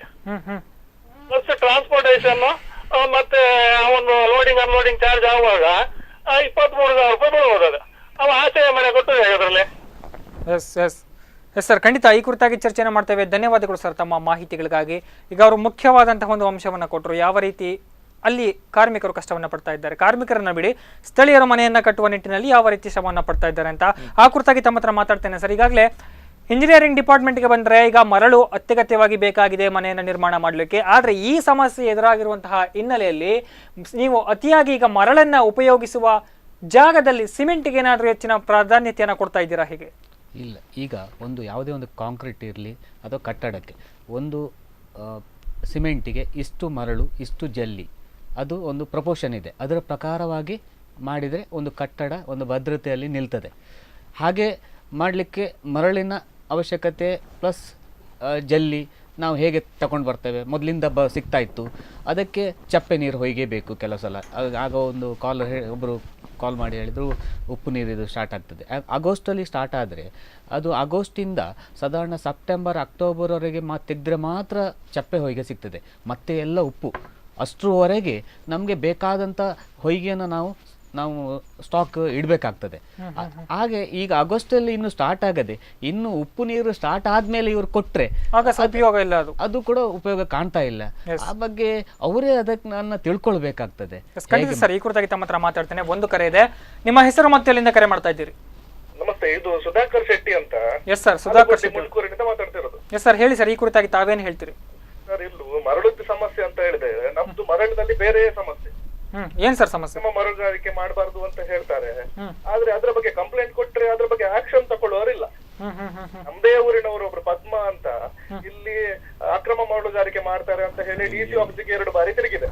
ನಮ್ಗೆ ಆಗುದಿಲ್ಲ, ಆದ್ರೆ ಸಹ ತಿರುಗಿದೆ. ಅಲ್ಲಿ ಸಹ ಗಣಿ ಇಲಾಖೆಗೆ ಸಹ ತಿರುಗಿದೆ. ಆದ್ರೆ ಕರೆಕ್ಟ್ ಆಗಿ ಒಂದು ಅದಕ್ಕೆ ವ್ಯವಸ್ಥೆ ಇಲ್ಲ. ಇಲ್ಲಿ ಯಾರು ನೋಡ್ಲಿಕ್ಕೆ ಬರುವವರಿಲ್ಲ. ಬಿಡಿ, ಅವರದ್ದೇ ಬೇರೆ ಕೆಲಸದಲ್ಲಿ ಬಿಸಿ ಇರ್ತಾರೆ. ಅವ್ರಿಗೆ ಇಡೀ ಉಡುಪಿ ಜಿಲ್ಲೆ ಬೇರೆದೆಲ್ಲ ನೋಡ್ಬೇಕು ಅಂತ ಇದ್ರೆ ಇವರು ಏನ್ ಮಾಡ್ತಾರೆ, ಗಣಿ ಇಲಾಖೆಯವರು ಒಂದು ಬಂದು ನೋಡುವುದಿಲ್ಲ, ಏನಿಲ್ಲ. ನಾನು ಎಷ್ಟು ಸರ್ತಿ ಹೇಳಿದ್ದೇನೆ ಇಲ್ಲಿ ಹೀಗೆ ಆಗ್ತಾ ಉಂಟು ಅಂತ. ಇಲ್ಲಿ ಕಂಪ್ಲೇಂಟ್ ಕೊಡುವವರ ಸಂಖ್ಯೆ ಕಮ್ಮಿ ಆಗಿದೆ. ಇಲ್ಲಿ ಸಹ ನಾವು ಕಂಪ್ಲೇಂಟ್ ಕೊಡ್ಲಿಕ್ಕೆ ಅಥವಾ ಹೆಸರು ಸಹ ಹೇಳಿ ನಾವು ಕಂಪ್ಲೇಂಟ್ ಕೊಡ್ತಾ ಇದ್ದೇವೆ. ಇಲ್ಲಿ ಬರುವವರಿಲ್ಲ. ಇವರು ಮಾತ್ರ ಅಕ್ರಮ ಮರಳುಗಾರಿಕೆ ತಡೆ ಮಾಡ್ತಾರೆ. ಯಾವ ಏರಿಯಾ ಅಂತ ಏನ್ ಹೇಳುದು ಹೇಳಿ? ತಮ್ಮ ಯಾವ ಏರಿಯಾ ಸರ್ ತಮ್ಮದು? ಇದು ಮುಂಡ್ಕೂರ್ ಅಂತ, ಆಲೆಗೊಂಡಿ. ಮುಂಡ್ಕೂರು. ಸರ್, ಧನ್ಯವಾದಗಳು ಸರ್ ತಮ್ಮ ಮಾಹಿತಿಗಳಿಗಾಗಿ. ಈಗಾಗಲೇ ಅವರು ಹೇಳಿದ್ರು ಈ ರೀತಿಯಾದ ಸಮಸ್ಯೆ ಕೂಡ ಬರ್ತಾ ಇದೆ. ಅಕ್ರಮ ಮರಳುಗಾರಿಕೆ ಯಾಕೆ ಸರ್ ಈಗ ಈ ನಿಟ್ಟಿನಲ್ಲಿ ಆಗುತ್ತಾರೆ, ಅದನ್ನು ಯಾವ ರೀತಿಯಾಗಿ ನೀವು ಪರಿಗಣಿಸ್ತೀರಿ? ಅಕ್ರಮ ಮರಳುಗಾರಿಕೆ ಈಗಾಗಲೇ ತುಂಬಾ ಕಡೆ ಇದೆ. ಇದು ಎಲ್ಲರ ಬಾಯಲ್ಲೂ ಕೂಡ ಇದೆ. ಅಕ್ರಮ ಮರಳುಗಾರಿಕೆ ಯಾವ ರೀತಿಯಾಗಿ ನಡೀತಾ ಇದೆ ಈಗಾಗಲೇ ನೀವು ತಿಳ್ಕೊಂಡಿರ್ಬೋದು. ಉಡುಪಿಯಲ್ಲಿ ಮರಳುಗಾರಿಕೆಗೆ ಇನ್ನೂ ಕೂಡ ಮರಳುಗಾರಿಕೆ ಆರಂಭವನ್ನ ಮಾಡಿಲ್ಲ. ಆಗಸ್ಟ್ 1ರಲ್ಲೇ ಆಗಬೇಕಿತ್ತು, ಆದ್ರೆ ಇನ್ನೂ ಕೂಡ ಆಗಿಲ್ಲ. ಆದರೆ ಉಡುಪಿಗೆ ಯಥೇಚ್ಛವಾಗಿ ಮರಳು ಈಗ ಬರ್ತಾ ಇದೆ. ಮರಳುಗಾರಿಕೆ ಆರಂಭವಾಗದೆ ಇದ್ರೂ ಕೂಡ ಉಡುಪಿಗೆ ಯಥೇಚ್ಛವಾಗಿ ಮರಳು ಈಗಾಗಲೇ ಸಿಗ್ತಾ ಇದೆ. ಈಗಾಗಲೇ ಆ ನಿಟ್ಟಿನಲ್ಲಿಯೂ ಕೂಡ ಮರಳು ಲಾಭಿಯನ್ನ ಮಾಡ್ತಾ ಇರ್ತಕ್ಕಂಥದ್ದು, ಅಕ್ರಮವಾಗಿ ಮರಳುಗಳನ್ನ ಸಾಗಣೆ ಮಾಡ್ತಾ ಇರ್ತಕ್ಕಂಥದ್ದು. ಈ ಕುರಿತಾಗಿ ತಾವೇನು ಹೇಳ್ತೀರಾ? ಈಗ ಒಂದು ಮರಳುಗಾರಿಕೆ ಅನ್ನೋದು ಒಂದು ಮಾಫಿಯಾ ಆಗಿ ಹೋಗಿದೆ. ಮಾಫಿಯಾ ಅಂತ ಹೇಳಿದ್ರೆ ಈಗಾಗಲೇ ಮಂಗಳೂರಿನಲ್ಲಿ ಒಬ್ಬರು ಸ್ಕ್ವಾಡ್ ಇದ್ದಾರೆ. ಮಂಗಳೂರಿನಲ್ಲಿ ಯಾರೋ ಒಂದು ವ್ಯಕ್ತಿಯನ್ನು ಸ್ಕ್ವಾಡ್ ಅಂತ ಮಾಡಿದ್ದಾರೆ. ಅವರಿಗೆ ನಮ್ಮ ಜಿಲ್ಲಾಧಿಕಾರಿಯವರು ಇಲ್ಲಿ ಉಡುಪಿದು ಕೂಡ ಸ್ಕ್ವಾಡ್ ಅನ್ನು ಮಾಡಲಿಕ್ಕೆ ಹೇಳಿದ್ದಾರೆ. ಎರಡೂ ಕಡೆಯಲ್ಲಿ ಅವರೇ ಪ್ರತಿನಿಧಿಸುತ್ತಿದ್ದಾರೆ. ಎಲ್ಲಿ ಮಂಗಳೂರು ಪ್ಲಸ್ ಉಡುಪಿ ಎರಡೂ ಕಡೆಯಲ್ಲಿ ಮಾಡುವವರು. ಈಗ ಇವರು ಯಾರು ಮುಂಡುಕೂರು ಸಚ್ಚರಪೇಟೆಯಿಂದ ಯಾರೋ ಪದ್ಮ ಅನ್ನೋರು ಅಕ್ರಮವಾಗಿ ಮರಳುಗಾರಿಕೆ ಮಾಡ್ತಾ ಇದ್ದಾರೆ ಅಂತೇಳಿ ಈಗ ಯಾರೋ ಪ್ರಭಾಕರ್ ಶೆಟ್ಟಿಯನ್ನವರು ಫೋನ್ ಮಾಡಿದ್ದಾರೆ. ಅದೇ ಜಾಗದಲ್ಲಿ ಅಕ್ರಮ ಆಗ್ತಾ ಇದೆ ಅನ್ನೋದು ಅವರ ಗಮನದಲ್ಲಿ ಉಂಟು. ಅವರ ಗಮನದಲ್ಲಿ ಇದ್ದರೂ ಕೂಡ ಆ ಜಾಗಕ್ಕೆ ಯಾಕೆ ಹೋಗಲಿಲ್ಲ ಅಂತ ಹೇಳೋದ್ರ ಬಗ್ಗೆ ನೀವು ಕೇಳಬೇಕು. ಯಾಕೆ ಹೋಗೋದಿಲ್ಲ ಅಂತ ಹೇಳಿದರೆ ಅವರು ಯಾರ್ಯಾರನ್ನೆಲ್ಲ ಮಾತಾಡ್ಸ್ಕೊಳ್ಬೇಕು. ಆ ಮರಳು ಅಕ್ರಮವಾಗಿ ತೆಗೆಯೋರು ಯಾವುದೇ ಪರವಾನಗಿ ಇಲ್ಲದೆ ನಾವು ರಾಜ್ಯಕ್ಕೆ ರಾಜಧಾನವನ್ನು ಕಟ್ಟಿ ನಾವು ಮರಳುಗಾರಿಕೆ ಮಾಡುವವರು ನಾವು ನಮ್ಮನ್ನೀಗ ಆರೋಪಿ ಸ್ಥಾನದಲ್ಲಿ ನೋಡ್ತಾ ಇದ್ದಾರೆ. ಆ ರೀತಿಯಲ್ಲಿ ಕೆಲಸ ಮಾಡುವವರಿಗೆ ರಾಜಾರೋಷ ನೀವು ಏನು ಬೇಕಾದ್ರೂ ಮಾಡಿ ಅನ್ನುವಂಥ ಒಂದು ಅಲ್ಲ ಹೇಳ್ತಾ ಇದ್ದಾರೆ. ಈಗ ನಾನು ಕೇಳ್ತೇನೆ ಕೇಳಿ. ಈಗ ಅವರಿಗೆ ಯಾಕಂತ ಹೇಳಿದ್ರೆ ಈಗ ಅವ್ರು ಕೇಳಿದ್ದಾರೆ ಅಕ್ರಮ ಆಗ್ತಾ ಇದೆ, DC ಆಫೀಸಿಗೆ ಒಂದು ಕಂಪ್ಲೇಂಟ್ ಕೊಟ್ಟರು, ನೀವು ಅದನ್ನು ಕೇಳಲಿಲ್ಲ. ಹಾಗಾದ್ರೆ ಈ ರೀತಿ ಇರಬೇಕಾದ್ರೆ ಅವರಿಗೆ ಅದರ ಬಗ್ಗೆ ಮಾಹಿತಿ ಉಂಟಲ್ವಾ? ಖಂಡಿತ ಸರ್, ಮಾಹಿತಿ ಇದೆ, ಮಾಹಿತಿ ಇದ್ದುಕೊಂಡು ಅವರು ಮಾಡ್ತಾ ಇದ್ದಾರೆ ಅಕ್ರಮವಾಗಿ. ಅದಕ್ಕೆ ಇವರು ಸ್ಪಂದಿಸ್ತಿದ್ದಾರೆ, ನಮ್ಮ ಅಧಿಕಾರಿಗಳು ಸ್ಪಂದಿಸ್ತಿದ್ದಾರೆ. ಕಂಪ್ಲೇಂಟ್ ಕೊಡುವುದನ್ನ ಬಿಡಿ, ಈಗ ಅವ್ರು ಹೇಳ್ತಾ ಇರೋ ಪ್ರಕಾರನೇ ಹೋಗೋದಾದ್ರೆ ಅವರಿಗೆ ಮರಳು ಬೇಕು, ಮರಳು ಸಿಗ್ತಾ ಇಲ್ಲ, ಮರಳುಗಾರಿಕೆ ಇಲ್ಲಿ ಇನ್ನೂ ಕೂಡ ಆರಂಭವಾಗಿಲ್ಲ. ಈಗ ಹೊರಗಿನಿಂದ ಅಕ್ರಮವಾಗಿ ಮರಳು ಸಿಗ್ತಾ ಇದೆ ಅನ್ನುವಂತಕ್ಕಂಥದ್ದು ಈಗ ನೀವು ಒಂದು ಅಲ್ಲಿಯ ಸಮಿತಿಯಲ್ಲಿ ಇರೋದ್ರಿಂದ ನಿಮ್ಗೆ ಗೊತ್ತಾಗ್ತಾ ಇದೆ ಯಾವ ರೀತಿ ನಮ್ಮ ಜಿಲ್ಲೆಯಲ್ಲಿ ಈಗ ಮರಳುಗಾರಿಕೆ ಇಲ್ಲ, ಆದ್ರೂ ಕೂಡ ಮರಳು ಸಿಗ್ತಾ ಇದೆ ಅನ್ನೋದ್ರ ಬಗ್ಗೆ ನಿಮ್ಗೂ ಕೂಡ ಮಾಹಿತಿ ಇದೆ ಅನ್ಕೋತೀನಿ. ಹಾಗಾದ್ರೆ ನೀವು ಅವರ ಬಗ್ಗೆ ಆಕ್ಷನ್ ಅನ್ನು ತಗೊಳ್ಬಹುದು. ಆಕ್ಷನ್ ಹೇಗೆ ತಗೊಳ್ಳೋದು ನಾವು? ಇದು ನೋಡಿ, ಇಲ್ಲಿಂದ ಮಂಗಳೂರಿಂದ ಸರಾಗವಾಗಿ ಬೆಳಿಗ್ಗೆ 6 ಗಂಟೆಗೆ ಕಟ್ಪಾಡಿ ಜಂಕ್ಷನ್ ನಿಂತರೆ ದಿನಕ್ಕೆ 20ರಿಂದ 25 ಲಾರಿ ಬರ್ತಾ ಇದೆ. ಒಂದು ನ್ಯಾಷನಲ್ ಇರ್ಬೋದು ಅಥವಾ ಯಾವ್ದಾವ್ದು ಹೆಸರು ಲಾರಿ ಇದೆ, ಆ ಲಾರಿ ಮಾಲಕರು ಏನ್ ಮಾಡ್ತಾ ಇದ್ದಾರೆ ಅಂತ ಹೇಳಿದ್ರೆ, ಯಾರು ಸ್ಕ್ವಾಡ್ ಆಗಿ ಇಲ್ಲಿ ಕೆಲಸ ಮಾಡ್ತಿದ್ದಾರೆ ಅವರಿಗೆ ಫೋನ್ ಮಾಡ್ತಾರೆ, ನೋಡಿ ಸ್ವಾಮಿ ನಮ್ದು ಇಷ್ಟು ಗಾಡಿ ಬರ್ತಾ ಇದೆ, ಎಲ್ಲಿ ಹಿಡಬೇಡಿ. ಈ ರೀತಿಯ ಒಂದು ಸೆಟ್ಟಿಂಗ್ ಅಲ್ಲಿ ಇಲ್ಲದಿದ್ರೆ ನಮ್ಮ ಉಡುಪಿಯ ಒಂದು ಜಿಲ್ಲೆಗೆ ಸೀಮಿತ.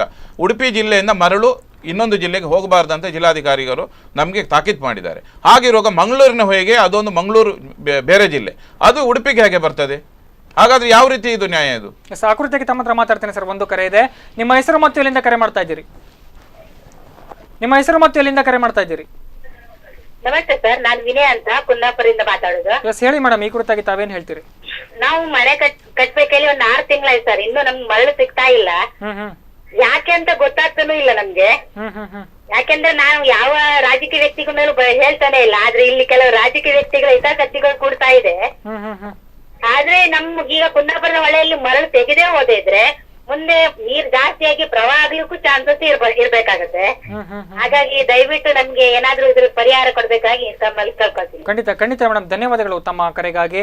ಈಗಾಗಲೇ ಅವರು ಕೂಡ ಹೇಳಿದ್ರು, ಮುಖ್ಯವಾಗಿ ಇಲ್ಲಿ ಸಮಸ್ಯೆ ಕಂಡು ಬರ್ತಾ ಇರ್ತಕ್ಕಂಥದ್ದು ಯಾಕೆ ಈ ನಿಟ್ಟಿನಲ್ಲಿ ಒಂದು ಮರಳುಗಾರಿಕೆಗೆ ಸಮಸ್ಯೆ ಉಂಟಾಗ್ತಾ ಇದೆ ಅಂದ್ರೆ ಜಿಲ್ಲಾಧಿಕಾರಿಗಳು ಇದಕ್ಕೆ ಸರಿಯಾದ ಸ್ಪಂದನೆಯನ್ನ ಕೊಡ್ತಾ ಇಲ್ಲ ಅಂತ. ನೇರವಾಗಿ ನಿಮ್ಮ ಹತ್ರ ಒಂದು ಮುಖ್ಯವಾಗಿ ಪ್ರಶ್ನೆಯನ್ನ ಮಾಡ್ತೇನೆ ಸರ್. ನಮಗೆ ಈಗ ಅವಶ್ಯಕತೆ ಇರೋದು, ಜಿಲ್ಲಾಧಿಕಾರಿಗಳ ಜೊತೆ ನೀವು ಸಭೆಯನ್ನ ನಡೆಸಿದಾಗ ಜಿಲ್ಲಾಧಿಕಾರಿಗಳು ನಿಮಗೆ ಯಾವ ರೀತಿಯಾದ ಮಾಹಿತಿಗಳನ್ನ ಕೊಟ್ಟಿದ್ದಾರೆ? ಈಗ ಜಿಲ್ಲಾಧಿಕಾರಿಯನ್ನು ನಾವು ಸಭೆ ಮಾಡಿದಾಗ, ಅದೇ ಮಾನ್ಯ ಸಚಿವರು ಇರುವಾಗಲೇ ಸಭೆ ಮಾಡಿದಾಗ ನಾನು ಅದನ್ನು ಯಾರು ಫಿಶರೀಸ್ ಡಿಪಾರ್ಟ್ಮೆಂಟಿಗೆ ಪ್ರೊಸೆಸ್ ಮಾಡಲಿಕ್ಕೆ ಹೇಳಿದ್ದಾರೆ. ಫಿಶರೀಸ್ ಡಿಪಾರ್ಟ್ಮೆಂಟ್ ಅವರು ಎಲ್ಲ ಕಡೆ ಕುಂದಾಪುರ, ಉಡುಪಿ, ಆಮೇಲೆ ಯಾವುದು ನಿಮ್ಮ ಹೆಜಮಾಡಿ, ಆ 3 ಕಡೆಯಲ್ಲಿ ಕೂಡ ಎಲ್ಲ ಬೋಟ್ ಲೈಸೆನ್ಸ್ ಅವರು ನಮಗೆ ಇಂಥ ಕಡೆಯಲ್ಲಿ ಮರಳುಗಳು ತಾಗ್ತಾ ಇದೆ, ಇಲ್ಲಿ ಇಂಥ ದಿಬ್ಬ ಉಂಟು, ಈ ಸಲದ ಮಳೆ ಭಾಳ ಬಂದಿದೆ, ಆದ್ದರಿಂದ ಭಾಳ ಪ್ರಮಾಣದಲ್ಲಿ ಮರಳು ಉಂಟು ಅಂತೇಳಿ ಎಲ್ಲ ಕಡೆ ಅವರವರ ಲೈಸೆನ್ಸ್, ಬೋಟ್ ಲೈಸೆನ್ಸ್ ಅವರವರ ಮನವಿಯನ್ನು ತಗೊಂಡಿದ್ದಾರೆ ಯಾರು ಫಿಶರೀಸ್ ಆಫೀಸರು. ಎಲ್ಲ ಅದೊಂದು ಸಿಸ್ಟಮಿನ ಕೆಲಸ ಆಗಿದೆ. ಇನ್ನು ಇವರು ಏನು ಮಾಡಬೇಕಿತ್ತು ಜಿಲ್ಲಾಧಿಕಾರಿಯವರು ಅತಿ ಶೀಘ್ರದಲ್ಲಿ, ಇವತ್ತು ಮೊನ್ನೆ CM ಬರುವಾಗ ನಾವು ಅವ್ರ ಹತ್ರ ಹೋಗಿ ಗಲಾಟೆ ಮಾಡುವಂಥ ವಿಷಯ ಇರಲಿಲ್ಲ. ಯಾಕಂದರೆ ಜಿಲ್ಲಾಧಿಕಾರಿಯವರಿಗೆ ಮರಳು ಅಗತ್ಯ, ಸಾಮಾನ್ಯ ಜನರಿಗೆ ಯಾವುದು ಅಗತ್ಯತೆ ಇದೆಯೋ ಅದನ್ನು DC ಅವರು ಮಾಡಬೇಕು. DC ಅವರು ಸುಮ್ಮನೆ ಕೂತ್ಕೊಂಡು ಯಾರು ನೋಡೋ ಒತ್ತಡ ಆಗ್ತಾರೆ, ಯಾರು ನೋಡೋ ಸ್ಟ್ರೈಕ್ ಮಾಡ್ತಾರೆ, ಯಾರು ಬಂದು ಅಲ್ಲಿ ನಮ್ಮ DC ಕಚೇರಿಯಲ್ಲಿ ಬೊಬ್ಬೆ ಹಾಕ್ತಾರೆ, ಆಮೇಲೆ ಮಾಡೋದಲ್ಲ. ಇದೆಲ್ಲ DC ಅವರ ಗಮನದಲ್ಲಿದೆ. ಅವರು ಯಾಕೆ ಇದು ಮಾಡ್ತಾರೆ ಅನ್ನೋದು ಅವರಿಗೆ ಗೊತ್ತಿದೆ. ಇದು ಹಾಗೆ ಮಾಡಬಾರ್ದು. ಅದಕ್ಕಾಗಿ ಈಗ ಈ ಒಂದು ವಿಳಂಬ ನೀತಿ ಕಾರಣ ಏನು ಅದು ನಮಗೆ ಗೊತ್ತಿಲ್ಲ. ನೀವು ಹೇಳ್ತೀರಿ ನಾವು ಹೋದಾಗ ಅವರ ಹತ್ರ ನಿರಂತರವಾಗಿ ಹಾಗೆ ಮಾಡಬಾರ್ದು ಹೇಳ್ತಿರಲ್ಲ. ಹಾಗಾದ್ರೆ ಉಡುಪಿಯಲ್ಲಿ ಈಗ ನೀವು ಇನ್ನೂ ಮರಳು ಕೂಡ ಸಿಗ್ತಾ ಇಲ್ಲ ಅಂತ ಪರಿಸ್ಥಿತಿ ನಿರ್ಮಾಣವಾಗಿರ್ಬೇಕಾದ್ರೆ ಬಿಲ್ಡಿಂಗ್ ಗಳು ಜಾಸ್ತಿ ಆಗ್ತಾನೆ ಹೋಗ್ತಾ ಇದೆ. ಹಾಗಾದ್ರೆ ಮರಳು ಎಲ್ಲಿಂದ ಬರ್ತಾ ಇದೆ ಉಡುಪಿಗೆ? ಹಾಗಾದ್ರೆ ನೋಡಿ, ಬಿಲ್ಡಿಂಗ್ ಅವರಿಗೆ ನಾನು ಹೇಳ್ತೇನೆ, ಇಲ್ಲಿ ಒಬ್ಬ ಸಣ್ಣ ಗುತ್ತಿಗೆದಾರ ಅಂತ ಇರ್ತಾರೆ. ಈಗ ಸಾಮಾನ್ಯವಾಗಿ ಇಲ್ಲಿ ಒಬ್ಬರು ಶ್ರೀಧರ್ ಬಂಡಾರ್ ಅಂತ ಇಂಜಿನಿಯರ್ ಇದ್ದಾರೆ, ಅವರು ವಿಲ್ಲಾ ಕಟ್ಟುವವರು, ಮನೆ ಸಣ್ಣ ಮನೆ, ಪಾಪದವರು ಬಂದವರು ಮನೆ ಕಟ್ತಾರೆ. ಮತ್ತು ಎಷ್ಟೋ ಜನರಿಗೆ ಮನೆ ಕಟ್ಟುವವರು ಹಣ ತಗೊಳ್ಳದಿದ್ದಾಗ ಆ ಸಮಸ್ಯೆಯಲ್ಲಿ ಹಣ ಕಷ್ಟದಲ್ಲಿದ್ದವರು ಕಟ್ಟುವವರು ಈ ಇಂಜಿನಿಯರ್. ಈಗ ಇಲ್ಲಿ ಉಡುಪಿಯಲ್ಲಿ ಏನಾಗಿದೆ, ಬೃಹತ್ ಗಾತ್ರದೆಲ್ಲ ಬಿಲ್ಡಿಂಗ್ ಆಗ್ತಾ ಉಂಟು. ಅವರಲ್ಲಿ ಏನು ಸಮಸ್ಯೆ ಅಂತ ಹೇಳಿದರೆ, ಅವರಲ್ಲಿ ಮುಂಚಿತವಾಗಿ ಸ್ಟಾಕ್ ಇರ್ತದೆ, ಆ ಸ್ಟಾಕಿಗೆ ಇನ್ನೊಂದು ಸ್ಟಾಕ್ ತಂದು ಹಾಕೊಳ್ತಾರೆ ಇವರು. ಯಾಕಂದ್ರೆ ಈ ರೇಟ್ ಅವರಿಗೆ ಫ್ಲ್ಯಾಟ್ ತಗೊಳ್ಳೋರು ಸ್ವಲ್ಪ ಅತಿ ದುಬಾರಿ ಬೆಲೆಯಲ್ಲಿ ಬಂದವರು ಫ್ಲ್ಯಾಟ್ ತಗೊಳ್ಳಿ, ಯಾಕಂದ್ರೆ ಅವ್ರಿಗೆ ನಡೀತದೆ, ಈ ಬ್ಲ್ಯಾಕ್ ಹೋಗಿ ನಡೀತದೆ. ಆ ಬ್ಲ್ಯಾಕ್ ಮರಳನ್ನು ಇವರು ತಗೊಂಡು 18,000 ತಗೊಂಡು ಇವರು ಬಿಲ್ಡಿಂಗ್ ಮಾಡ್ತಾರೆ. ಯಾಕಂದರೆ ಬಿಲ್ಡಿಂಗ್ ಮಾಡಬೇಕಾದ್ರೆ ಅವರಿಗೆ ಏನು ಅದರಲ್ಲಿ ಅಡ್ಜಸ್ಟ್ಮೆಂಟ್ ಮಾಡ್ತಾರೆ, ಆ ಹಣವನ್ನು ಫ್ಲ್ಯಾಟ್ ತಗೊಳ್ಳೋರ ಮೇಲೆ ಎಷ್ಟು ಹಣ ಜಾಸ್ತಿ ಮಾಡ್ತಾರೋ ಅದು ಅವ್ರಿಗೆ ಬಿಟ್ಟದು. ಅವ್ರು ಯಾವ ರೀತಿ ಅದು ಮ್ಯಾನೇಜ್ ಮಾಡಿ ತಗೊಳ್ತಾರೆ ಗೊತ್ತಿಲ್ಲ. ಆದರೆ ಈಗಾಗಲೇ ನಮಗೆ ಜಿಲ್ಲಾಧಿಕಾರಿ ಹೇಳಿದ ಪ್ರಕಾರದಲ್ಲಿ ಉಡುಪಿ ಜಿಲ್ಲೆಯ ಮರಳು ಹೊರ ಜಿಲ್ಲೆಗೆ ಹೋಗಬಾರ್ದು, ಮಂಗಳೂರು ಜಿಲ್ಲೆಯ ಮರಳು ಉಡುಪಿಗೆ ಬರ್ತಾ ಇದೆ. ಇದು ಯಾವ ನ್ಯಾಯ ಅಂತ ಗೊತ್ತಿಲ್ಲ. ದಿನಕ್ಕೆ 25-30 ಲಾರಿ ಬರ್ತಾ ಇದೆ. ಈಗ ನೀವು ತಗೊಳ್ಳೋದು ಬಗ್ಗೆ ಹೇಳಿದ್ರಿ, ಆ ಬಿಲ್ಡಿಂಗ್ ಅವರು ಮಾಫಿಯಾ ಆಗ್ತಾ ಇದೆ. ಮಾಫಿಯಾ ಅಂತ ಹೇಳಿದರೆ ಒಬ್ಬ ಸ್ಕ್ವಾಡ್ ಅಂತಿದ್ದಾರೆ, ಆ ಸ್ಕ್ವಾಡ್ ಅವರು ಕರೆಕ್ಟ್ ನೋಡದೇ ಇದ್ದಾಗ ಸರಾಗವಾಗಿ ಮರಳು ಉಡುಪಿ ಬರ್ತದೆ. ಈಗ ಒಬ್ಬ ಅಧಿಕಾರಿ ಅಂತಿದ್ದಾರೆ, ಒಬ್ಬ ಸೀನಿಯರ್ ಆಫೀಸರ್ ಜೂನಿಯರ್ ಆದಮೇಲೆ ಒಬ್ಬರು ವಿಶೇಷವಾಗಿ ಒಂದು ಸ್ಕ್ವಾಡ್ ರಚನೆ ಮಾಡಿದ್ದಾರೆ. ಇದಕ್ಕಾಗಿ ಮರಳು ಅಕ್ರಮ ಆಗಬಾರ್ದು ಅಂತೇಳಿ ಇಂಥ ಒಂದು ಸ್ಕ್ವಾಡ್ ರಚನೆ ಮಾಡಿದ ಮೇಲೆ ಅಕ್ರಮ ನಿರಂತರ ಆಗ್ತಾ ಇದೆ. ಈಗಾಗಲೇ ಕರೆ ಬಂತು ನಿಮಗೆ. ಆ ನಿರಂತರ ಆಗಬೇಕಾದ್ರೆ ಯಾರು ಕಾರಣ? ನೀವೇ ಅದನ್ನು ಗಮನ ಇಟ್ಟು ನೋಡಿ. ಇವರು ಅದಕ್ಕೆ ಅವಕಾಶ ಕೊಡ್ತಾ ಇದ್ದಾರೆ. ಯಾರನ್ನು ಬೇಲಿ ಹಾಕಿದಾಗ ಬೇಲಿ ಬಿದ್ದು ಹೊಲನ್ಮೀತ್ ಅಂತ ಹೇಳಿದಾಗೆ ಅದೇ ರೀತಿಯಲ್ಲಿ ಇವತ್ತಿನ ಅಧಿಕಾರಿಗಳು ಈ ರೀತಿ ಮಾಡ್ತಾ ಇದ್ದಾರೆ. ಸರಿ, ಈ ಕುರಿತಾಗಿ ತಮ್ಮ ಹತ್ರ ಮಾತಾಡ್ತೇನೆ. ಈಗಾಗಲೇ ಗಮನಿಸ್ತಾ ಬಂದಿದ್ದೇವೆ ಯಾವ ರೀತಿಯಾಗಿ ಅಕ್ರಮ ಮರಳುಗಾರಿಕೆ ಕೂಡ ತಲೆ ಎತ್ತಿದೆ ಅಂತಾನೆ ಹೇಳ್ಬೋದು. ಆ ನಿಟ್ಟಿನಲ್ಲಿ ಸಾರ್ವಜನಿಕರು ಈಗಾಗಲೇ ಕರೆಯನ್ನ ಮಾಡಿ ದೂರುಗಳನ್ನ ಕೊಡ್ತಾ ಇದ್ದಾರೆ. ನಮಗೆ ಮರಳಿನ ಸಮಸ್ಯೆ ತುಂಬಾ ಇದೆ, ಆದರೆ ಇದಕ್ಕೆ ಸ್ಪಂದಿಸುವಂತಹ ಕೆಲಸವನ್ನ ಯಾವ ಅಧಿಕಾರಿಗಳು ಕೂಡ ಮಾಡ್ತಾ ಇಲ್ಲ. ಮರಳು ಸಿಗ್ತಾ ಇಲ್ಲ, ಸಿಗುವಂತಹ ಮರಳು ಕೂಡ ನಮಗೆ ಯಾವ ರೀತಿಯಾದಂತಹ ಬೆಲೆ ಆಗ್ತಾ ಇದೆ ಅಂತಂದ್ರೆ ಅದಕ್ಕೆ 1 to double ರೇಟನ್ನ ಕೊಟ್ಟು ನಾವೀಗ ಮರಳನ್ನ ಕೂಡ ಖರೀದಿಯನ್ನ ಮಾಡ್ತಾ ಇದ್ದೇವೆ. ಆದ್ರೂ ಕೂಡ ಮರಳು ಮಾಫಿಯಾ ನಿಲ್ತಾ ಇಲ್ಲ, ಮರಳಲ್ಲಿ ಲಾಭಿ ಆಗ್ತಾ ಇರ್ತಕ್ಕಂಥದ್ದು ನಿಲ್ತಾ ಇಲ್ಲ. ಯಾವ ರೀತಿ ಇದಕ್ಕೆ ಒಂದು ಶಾಶ್ವತ ಪರಿಹಾರವನ್ನ ಕಂಡುಕೊಳ್ಬೇಕು, ಹಾಗೂ ಮರಳಿನ ಸಮಸ್ಯೆ ಈಗ ಎಷ್ಟರ ಮಟ್ಟಿಗೆ ತಲೆ ಎತ್ತಿದೆ ಮುಖ್ಯವಾಗಿ ಗಮನಿಸಬೇಕು ಅಂತಂದ್ರೆ, ಈಗ ಉಡುಪಿ ಭಾಗದಲ್ಲಿ ಮರಳುಗಾರಿಕೆಯನ್ನ ಸದ್ಯದ ಮಟ್ಟಿಗೆ ಸ್ಥಗಿತ ಮಾಡಿದ್ದಾರೆ. ಆದರೆ ಮರಳುಗಾರಿಕೆಗೆ ಅನುವು ಮಾಡಿಕೊಟ್ಟಿದ್ರು ಕೂಡ ಅದು ಯಾಕೆ ಇನ್ನೂ ಚಾಲ್ತಿಯಲ್ಲಿಲ್ಲ ಅನ್ನೋದ್ರ ಕುರಿತಾಗಿ ಇನ್ನಷ್ಟು ಅಪ್ಡೇಟ್ಸ್ ಅನ್ನ ಕೊಡ್ತೇನೆ. ಒಂದು ಪುಟ್ಟ ವಿರಾಮ, ಬೇಗ ವಾಪಸ್ ಬರ್ತೇನೆ.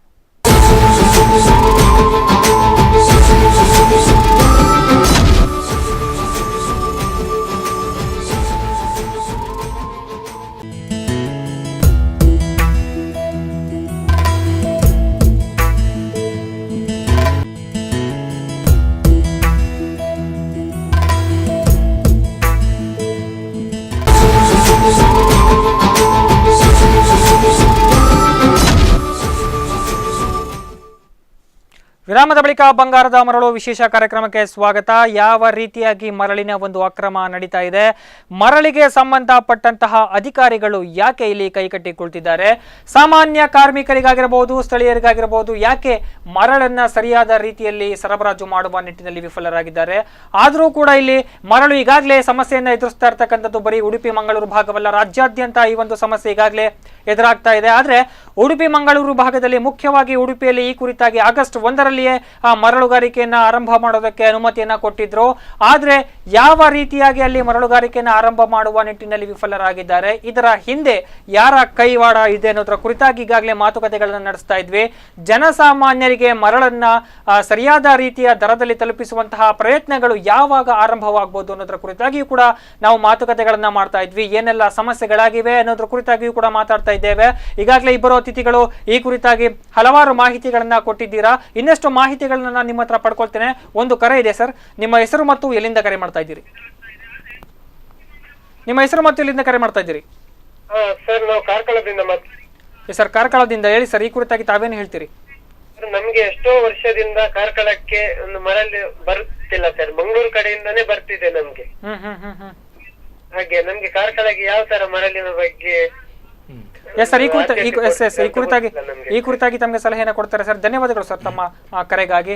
ಈಗಾಗಲೇ ಅವ್ರು ಕೇಳಿದ್ರು ಕಾರ್ಕಳಕ್ಕೆ ನಮಗೆ ಮಂಗಳೂರಿನಿಂದಲೇ ಮರಳು ಸರಬರಾಜು ಆಗ್ತಾ ಇದೆ, ಉಡುಪಿ ಜಿಲ್ಲೆಯಲ್ಲಿ ಈಗಾಗಲೇ ಕಾರ್ಕಳಕ್ಕೆ ಮರಳು ತಲುಪ್ತಾ ಇಲ್ಲ ಅಂತ ಏನ್ ಹೇಳ್ತೀರಿ ಸರ್ ಈ ಕುರಿತಾಗಿ? ಅಲ್ಲ, ಕಾರ್ಕಳಕ್ಕೆ ಮರಳು ತಲುಪಲಿಕ್ಕೆ ನಾವು ಮರಳನ್ನು ಕಳಿಸ್ಲಿಕ್ಕೆ ಆಗ್ತದೆ, ಆಗೋದಿಲ್ಲ ಅಂತ ಇಲ್ಲ. ಆದ್ರೆ ಕಾರ್ಕಳಕ್ಕೆ ಹೋಗ್ಬೇಕಾದ್ರೆ ಕಾರ್ಕಳದಲ್ಲಿ ಏನಂದ್ರೆ ಈ ಪೊಲೀಸ್ ಅವರು ಬಹಳ ನಿಂತಿರ್ತಾರೆ ಅನ್ನೋ ಒಂದು ನಮ್ಮ ಲಾರಿ ಅವರು ಹೇಳ್ತಾರೆ. ಅವರು ನಿಂತಿದ್ದಾಗ ನಮ್ಮ ಟ್ರಿಪ್ ಶೀಟ್ ಇಟ್ಕೊಂಡು ತಗೊಂಡು ಹೋಗ್ತಾರೆ. ಆದರೆ ಕೆಲವು ಸಲ ಅಗತ್ಯತೆ ಅಲ್ಲಿ ಇರುವಾಗ ಕೆಲವರು ಏನು ಮಾಡ್ತಾರೆ, ಕಾರ್ಕಳಕ್ಕೆ ಹೋಗುವ ಗಾಡಿ ಉಂಟು, ನಮ್ದು ಹೋಗೋದಿಲ್ಲ ಅಂತಿಲ್ಲ.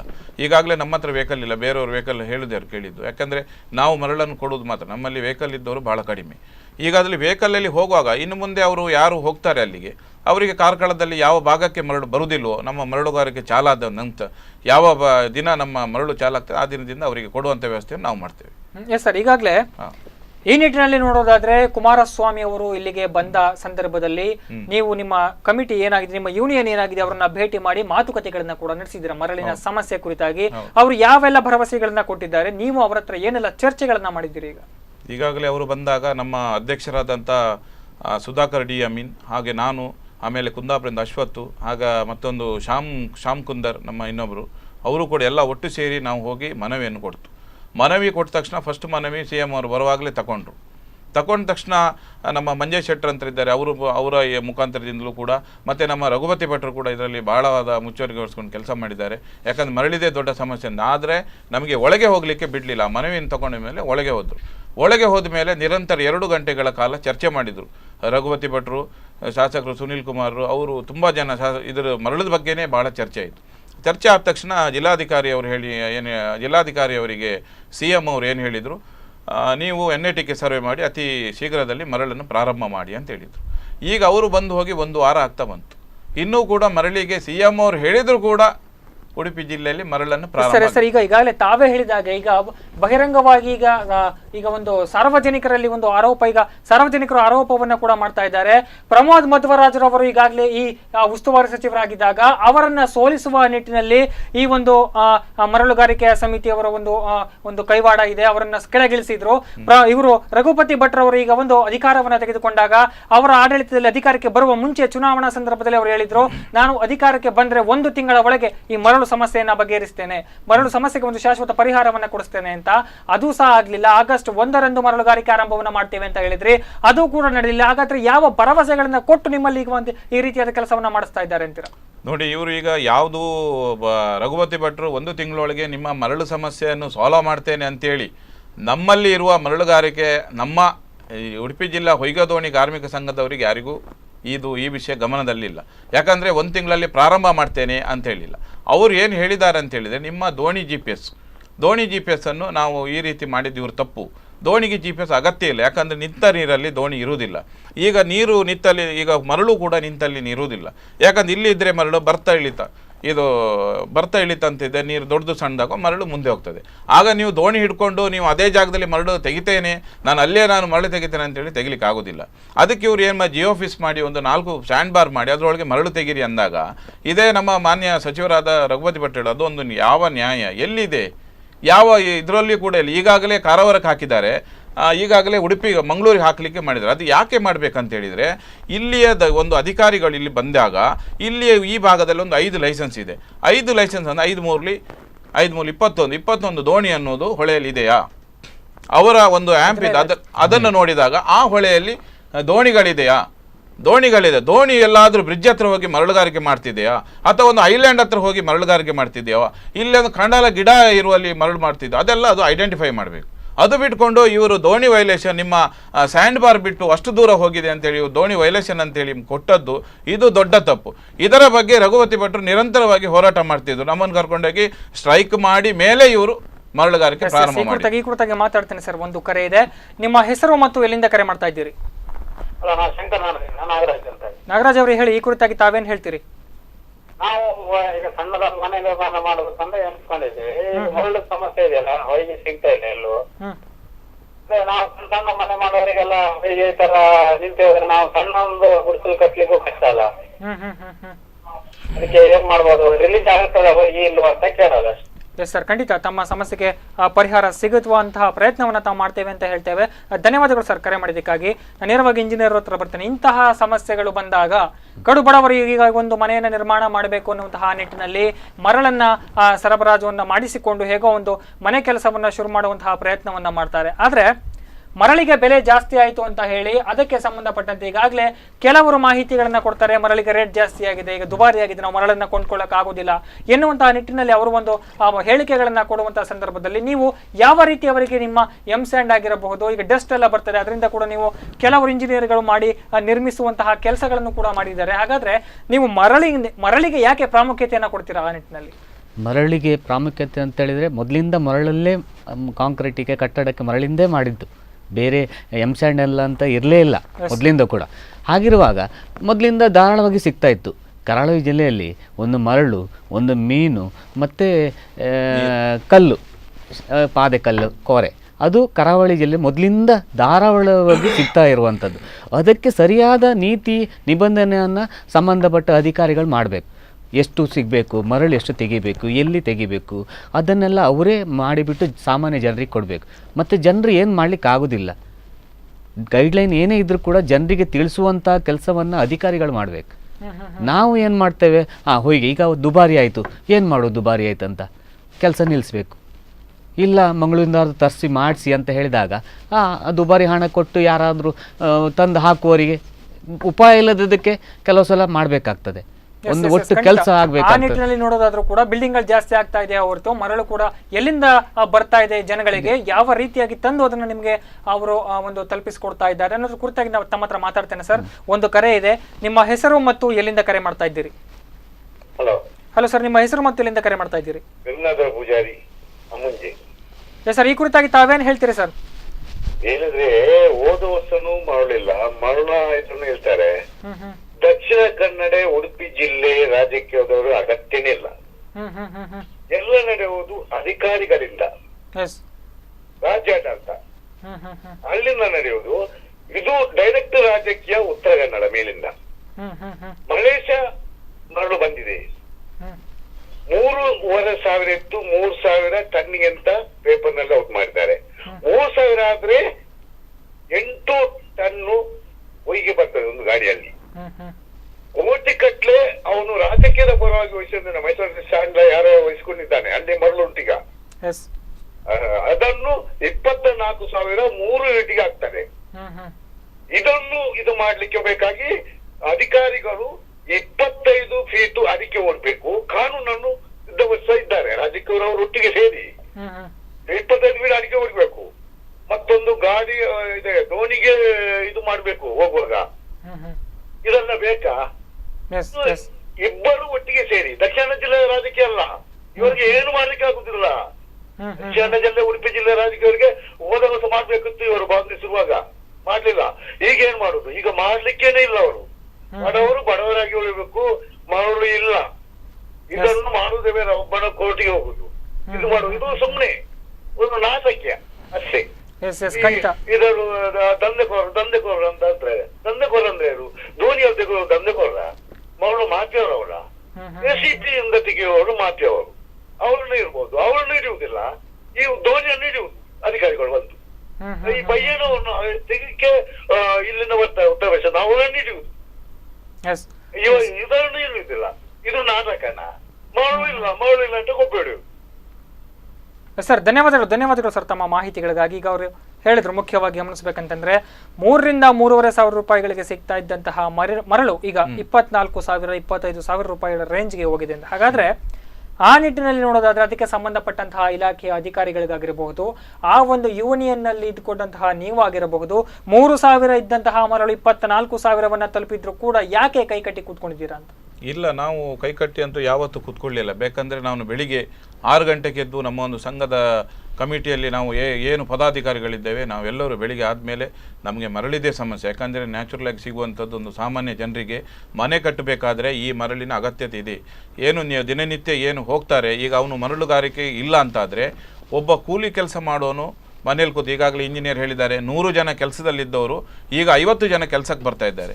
ದಿನನಿತ್ಯ ಕೆಲಸ ಮಾಡಲಿಕ್ಕೆ ಆಗೋದಿಲ್ಲ. ಅಂಥ ಒಂದು ಪರಿಸ್ಥಿತಿಯಲ್ಲಿ ಮರಳು ಎಷ್ಟು ಅಗತ್ಯವೋ ಅದಕ್ಕೆ ಏನೆಲ್ಲ ಪ್ರಯತ್ನ ಉಂಟು, ಎಲ್ಲಿಗೆ ಹೋಗಬೇಕು. ಮೊನ್ನೆ ಚೆನ್ನೈ ಕೋರ್ಟಿಗೆ ಹೋಗಿದ್ದೇವೆ. ಚೆನ್ನೈ NGTಯಲ್ಲಿ ಏನು ಕೇಸ್ ಇದೆ, ಯಾವುದೇ ಕೇಸಿಗೆ ಏನೆಲ್ಲ ಡಾಕ್ಯುಮೆಂಟ್ ಬೇಕು, ಕನ್ನಡದಲ್ಲಿದ್ದದ್ದು ಇಂಗ್ಲೀಷಲ್ಲಿ ಅನುವಾದ ಮಾಡಿ ನಾನು ಮತ್ತು ಶ್ಯಾಮ್ ಕುಂದರ್ ಅವರು ಹೋಗಿ ಅದನ್ನು ಕೊಟ್ಟು ಅಲ್ಲಿ ಏನೆಲ್ಲ ದಾಖಲೆ ಕೊಡಬೇಕು, ಈಗಾಗಲೇ ಹೊಸ ಮಾನಿಟರ್ ಮಾಡಬೇಕಾದ ಅದೆಲ್ಲ ಮಾಡಿ ಬೆಳಿಗ್ಗೆ ಆದ ತಕ್ಷಣ ರಘುಪತಿ ಭಟ್ರ ಮನೆಗೆ ಯಾರು ಸ್ಪಂದಿಸ್ತಾರೆ ನಮ್ಮ ಮರಳಿನ ವಿಷಯದಲ್ಲಿ ಅವರ ಮನೆಗೆ, DC ಕಚೇರಿ, ಎಲ್ಲಿಗೆ ಜಯಮಾಲ ಬರುವಾಗ ಅವರು ಬಂದಾಗ ಇಲ್ಲಿ, ಆಮೇಲೆ ವಿನಯ್ ಕುಮಾರ್ ಸೊರಕೆ ಅವರ ಹತ್ರ, ಎಲ್ಲ ಅಧಿಕಾರಿಗಳ ಹತ್ರ ಹೋಗೋದು ನಮ್ಮ ಕಷ್ಟವನ್ನು ಹೇಳ್ಕೊಳ್ಳೋದು. ದೇವರೇ ನಮ್ಗೆ ಈಗ ಕಷ್ಟ ಇದೆ, ಉಡುಪಿ ಜಿಲ್ಲೆಯ ಮರಳಿನ ಸಮಸ್ಯೆ ಇದೆ, ಯಾರೂ ಕೂಡ ಸ್ಪಂದಿಸುವುದಿಲ್ಲ. ಇದಕ್ಕೆ ಯಾಕೆ ಸ್ಪಂದಿಸಿಲ್ಲ ಅಂತ ನೀವು ಕೇಳ್ತೀರಿ. ನಾವು ಯಾವ ರೀತಿಯಾಗಿ ಹೋಗ್ಬೇಕು ಅವ್ರ ಹತ್ರ? ಈಗಾಗಲೇ ರಘುಪತಿ ಭಟ್ ಅವರು ಹೇಳ್ತಾ ಇದ್ದಾರೆ ನಾವು ಮರಳನ್ನು ಚಾಲು ಮಾಡಿ, ಅವರೊಂದು ಚಾಲನೆ ಕೊಟ್ಟು ಮುಂದೆ ಹೋಗುವಾಗ ಅದಕ್ಕೆ ಬೇರೆ ರೀತಿಯೇ ತಡೆ ಮಾಡ್ತಾ ಇದ್ದಾರೆ. ಇದನ್ನು ಯಾವ ರೀತಿಯಲ್ಲಿ ನಾವು ಇದಕ್ಕೆ ಇವರು ಈಗ ನೀವು ಆವಾಗಲೂ ಒಂದು ಕ್ವಶನ್ ಕೇಳಿದ್ರಿ, ಮಧ್ವರಾಜ್ ಅವರು ಸೋಲಿಸಲಿಕ್ಕೆ ಮರಳಿನ ಸಮಸ್ಯೆ ಅಂತ ಹೇಳಿದ್ರಿ. ಆ ಮರಳಿನ ಸಮಸ್ಯೆ ಅನ್ನೋದು ಮರಳು ಅವರಿಗೆ ನಾವು ಇಂಥವ್ರಿಗೆ ಓಟ್ ಹಾಕಿ ಅಂತ ಹೇಳಿಲ್ಲ. ಈಗ ಯಾರು ಕೂಡ ಊಟ ಮಾಡುವ ಹುಡುಗ ಕೂಡ, ಒಂದು ಶಾಲೆಗೆ ಹೋಗುವ ಮಕ್ಕಳಾಗಲಿ, ಒಂದು ಸಣ್ಣ ಮಗುವಾಗಲಿ ಮೋದಿ ಅಂದರೆ ಯಾರಂತ ಹೇಳ್ತದೆ, ಅಥವಾ ಕಾಂಗ್ರೆಸ್ಸಲ್ಲಿ ಇರುವಂಥ ರಾಹುಲ್ ಗಾಂಧಿ ಯಾರಂತ ಹೇಳ್ತದೆ. ಯಾರಿಗೂ ಹೇಳಿಕೊಟ್ಟು ಯಾವ ಒಂದು ನೀವು ಇಂಥವ್ರಿಗೆ ಹಾಕಿ ಅಂತ ಹೇಳುವಂತೆ ಜನಗಳಿಗೆ ನೊಂದಿದ್ದಾರೆ. ಈ ಸಲ ಈ 5 ವರ್ಷದ ಅವಧಿಯಲ್ಲಿ ನಾವು ಮರಳಿಗೋಸ್ಕರ ಯಾರ್ಯಾರ ಕಾಲು ಹಿಡಿದ್ದೇವೆ, ಜಿಲ್ಲಾಧಿಕಾರಿ ಕಚೇರಿಯಲ್ಲಿ ನಮಗೆ ಸ್ಟ್ರೈಕ್ ಮಾಡಲಿಕ್ಕೂ ಬಿಡದೆ, ಅದೇ ನಿಟ್ಟಿನಲ್ಲಿ ರಘುಪತಿ ಭಟ್ರು ಪಾದಯಾತ್ರೆ ಮಾಡ್ಕೊಂಡೋಗಿ ಅಲ್ಲಿ ಸ್ಟ್ರೈಕ್ ಮಾಡಿ ಆಮೇಲೆ ಮತ್ತೆ ಚಾಲನೆ, ಪ್ರತಿಯೊಂದು ವಿಷಯದಲ್ಲಿ ಮರಳುಗಾರಿಕೆ ಸ್ಟಾರ್ಟ್ ಆಗಬೇಕಾದ್ರೆ ಉಡುಪಿಯಿಂದ ರಾಜಕೀಯ ವಲಯದಲ್ಲಿ ಅಥವಾ ನಮ್ಮ ಸಂಘದಿಂದ ನಾವು ಸ್ಟ್ರೈಕ್ ಮಾಡದಿದ್ದರೆ ಉಡುಪಿಯಲ್ಲಿ ಹೊಯ್ಗೆ ಚಾಲಾಗೋದಿಲ್ಲ. ಅದು ಹೇಳ್ತೇನೆ, ಉಡುಪಿಯಲ್ಲಿ ಯಾವುದೇ ಸಮಸ್ಯೆ ಇಲ್ಲ. ಈಗ ಸಮಸ್ಯೆಯನ್ನು ಕ್ರಿಯೇಟ್ ಮಾಡೋದು ಯಾರಂದರೆ ಅವರ ಹಿಂದೆ ಒಂದು ಶಕ್ತಿ ಇದೆ. NGT ಕೋರ್ಟಿಗೆ ಕೇಸ್ ಹಾಕಲಿಕ್ಕೆ ಒಬ್ಬ ಸಾಮಾನ್ಯ ಉದಯ ಸುವರ್ಣ ಅಂತೇಳಿ ಹೋಗಿದ್ದಾನೆ. ಅವರಿಗೆ ಕರೆಕ್ಟ್ ನೋಡಬೇಕಾದ್ರೆ ಅವರಿಗೆ ದಿನನಿತ್ಯದ ಖರ್ಚಿಗೆ ಕಷ್ಟದಲ್ಲಿದ್ದಾರೆ. ಅವರೊಂದು NGT ಕೋರ್ಟಿಗೆ ಹೋಗ್ಲಿಕ್ಕೆ ಆಗ್ತದ? ಅವರ ಹಿಂದೆ ಯಾವ ರಾಜಕೀಯ ವ್ಯಕ್ತಿಗಳು ಅವರಿಂದ ಕೆಲಸ ಮಾಡ್ತಿದ್ದಾರೆ. ಈಗ ಹೋಗ್ಲಿಕ್ಕೆ ಅವ್ರಿಗೆ ಯಾವುದೂ ಇಲ್ಲ. 2 ಸಲ ಹಾಕಿದ್ರು ಕೇಸು, ಅನಗತ್ಯ. ಯಾವ ವಿಚಾರ ಬಗ್ಗೆ ಕೂಡ ಅವ್ರಿಗೆ ಮಾತಾಡಲಿಕ್ಕಿಲ್ಲ. ಯಾಕಂದರೆ ಯಾವುದು ಕೂಡ ಸ್ಯಾಂಡ್ ಮಾನಿಟರಿಂಗ್ ಮಾಡಿದ್ದಾರೆ ಎಲ್ಲದ ಕೂಡ ನಾನೊಂದು 5 ಲೋಡ್ ಹೊಯ್ಗೆ ತೆಗೆದ್ರು ಕೂಡ ಅಲ್ಲಿ ಐಡೆಂಟಿಫೈ ಆಗ್ತದೆ. ಸತ್ಯರಾಜ್ ಧಕ್ಕೆಯಲ್ಲಿ ಇಂಥ ವೆಹಿಕಲ್ ಬಂದಿದೆ, ಇಂಥ ಸ್ಯಾಂಡ್ ಬಾರ್ ನಂಬರಲ್ಲಿ 5 ವೆಹಿಕಲ್ ಹೋಗಿದೆ. ಇಷ್ಟು ಎಲ್ಲ ಒಬ್ಬ ಸಾಫ್ಟ್ವೇರ್ ಇಂಜಿನಿಯರಿಗೆ ಏನೆಲ್ಲ ವ್ಯವಸ್ಥೆ ಉಂಟು ಎಲ್ಲ ವ್ಯವಸ್ಥೆ ಈಗ ಮರಳುಗಾರಿಗೆ ಪರವಾನಗಿದಾರರಿಗೆ ಉಂಟು. ನಾನು ಎಷ್ಟು ಲೋಡ್ ಹೊಯ್ಗೆ ತೆಗೆದೆ ಅಂತ ಕೂಡ ಅಲ್ಲಿ ಐಡೆಂಟಿಫೈ ಆಗ್ತದೆ, ಎಷ್ಟು ಲೋಡ್ ಕೌಂಟ್ ಆಗ್ತದೆ. ಹಾಗಿರುವಾಗ ನಾವು ಇದನ್ನು ಅಕ್ರಮ ಹೇಗೆ ಮಾಡಲಿಕ್ಕೆ ಸಾಧ್ಯ ಉಂಟು? ನಮ್ಮ ಮೇಲೆ ವಿನಾಕಾರಣದಲ್ಲಿ ಒಬ್ಬ NGT ಕರ್ಕೊಂಡು ಹೋಗೋದು, ಇನ್ನೊಂದು ಯಾವುದೋ ಸಂಘದವರು ನಮ್ಮ ಮುಂದೆ ಚೂ ಬಿಡುವುದು, ನಾವು ಜಿಲ್ಲಾಧಿಕಾರಿ ಕಚೇರಿಗೆ ಹೋದಾಗ ಯಾವುದೋ ಒಂದು ಸಂಘದವರು ನಮ್ಮ ಎದುರು ಬಿಡುವುದು, ನಮ್ಮ ವಿರುದ್ಧ ಅವರು ಹೇಳುವುದು, ಇದೆಲ್ಲ ಯಾವ ನ್ಯಾಯ? ಇದನ್ನೆಲ್ಲ ಕಟ್ಟಿಕೊಂಡು ಇವರು ಈ ರೀತಿಯ ಒಂದು ವ್ಯವಸ್ಥಿತ ಮಾಡ್ತಾ ಇದ್ದಾರೆ. ಸರ್, ಮುಖ್ಯವಾಗಿ ತಾವು ಹೇಳಿದ್ರೆ ಇದಕ್ಕೆ ನಾವು ಅಪೋಸ್ ಅನ್ನ ಮಾಡ್ತಾನೆ ಇದ್ದೀವಿ. ಕೆಲವು ಅಧಿಕಾರಿಗಳಿಗೆ ನಾವು ಮನವಿಯನ್ನ ಕೂಡ ಮಾಡಿ ಸಾಕಾಗಿ ಹೋಗಿದೆ ನಮಗೆ. ಎಲ್ಲಾ ರೀತಿಯ ಮನವಿಗೂ ಕೂಡ ನಿಮ್ಗೂ ಸ್ಪಂದನೆ ಸಿಕ್ಕಿಲ್ಲ ಅಂತ ಹೇಳಿದ್ರಿ. ಆದ್ರೆ ಅದನ್ನ ಪರಿಹರಿಸಿಕೊಳ್ಳುವ ನಿಟ್ಟಿನಲ್ಲಿ ತಾವು ಯಾವ ರೂಪುರೇಷೆಯನ್ನು ಅದಕ್ಕೆ ಕೊಟ್ಟಿದ್ದೀರಿ ಅನ್ನೋದ್ರ ಕುರಿತಾಗಿ ತಮ್ಮ ಹತ್ರ ನಾನು ಮಾಹಿತಿಗಳನ್ನ ಪಡ್ಕೊಳ್ತೇನೆ. ಈಗಾಗಲೇ ಗಮನಿಸ್ತಾ ಬಂದಿದ್ದೇವೆ ಮರಳಿನ ಸಮಸ್ಯೆ ಯಾವ ರೀತಿ ನಿರ್ಮಾಣವಾಗಿದೆ. ಇದಕ್ಕೆ ಮುಖ್ಯವಾಗಿ ಇದಕ್ಕೆ ಸಂಬಂಧಪಟ್ಟವರು ಸಚಿವರಾಗಿರ್ಬೋದು, ಶಾಸಕರಾಗಿರ್ಬೋದು, ಇದಕ್ಕೆ ಯಾರು ಕೂಡ ಅಲ್ಲ. ಈ ಹಿಂದೆ ಜಿಲ್ಲಾಧಿಕಾರಿಗಳಿಗೆ ಕೂಡ ಹಲವು ಬಾರಿ ಮನವಿಯನ್ನ ಮಾಡಿದ್ರು ಸಹ ಅವರು ಯಾಕೆ ಕೈ ಜೋಡಿಸ್ತಾ ಇಲ್ಲ? ಅವರ ಈ ಒಂದು ಕೆಲಸಕ್ಕೆ ಯಾವ ರೀತಿಯಾಗಿ ಸಾರ್ವಜನಿಕ ವಲಯದಲ್ಲಿ ಆಕ್ರೋಶವನ್ನ ವ್ಯಕ್ತಪಡಿಸ್ತಾ ಇದ್ದಾರೆ, ಮರಳಿನ ಕುರಿತಾಗಿ ಈ ಭಾಗದ ಜನತೆ ಎಷ್ಟರ ಮಟ್ಟಿಗೆ ರೋಸಿ ಹೋಗಿದ್ದಾರೆ ಅನ್ನೋದರ ಕುರಿತಾಗಿ ಇನ್ನಷ್ಟು ಅಪ್ಡೇಟ್ಸ್ ಅನ್ನ ಕೊಡ್ತೇವೆ. ಒಂದು ಪುಟ್ಟ ವಿರಾಮ, ಬೇಗ ವಾಪಸ್ ಬರ್ತೇನೆ.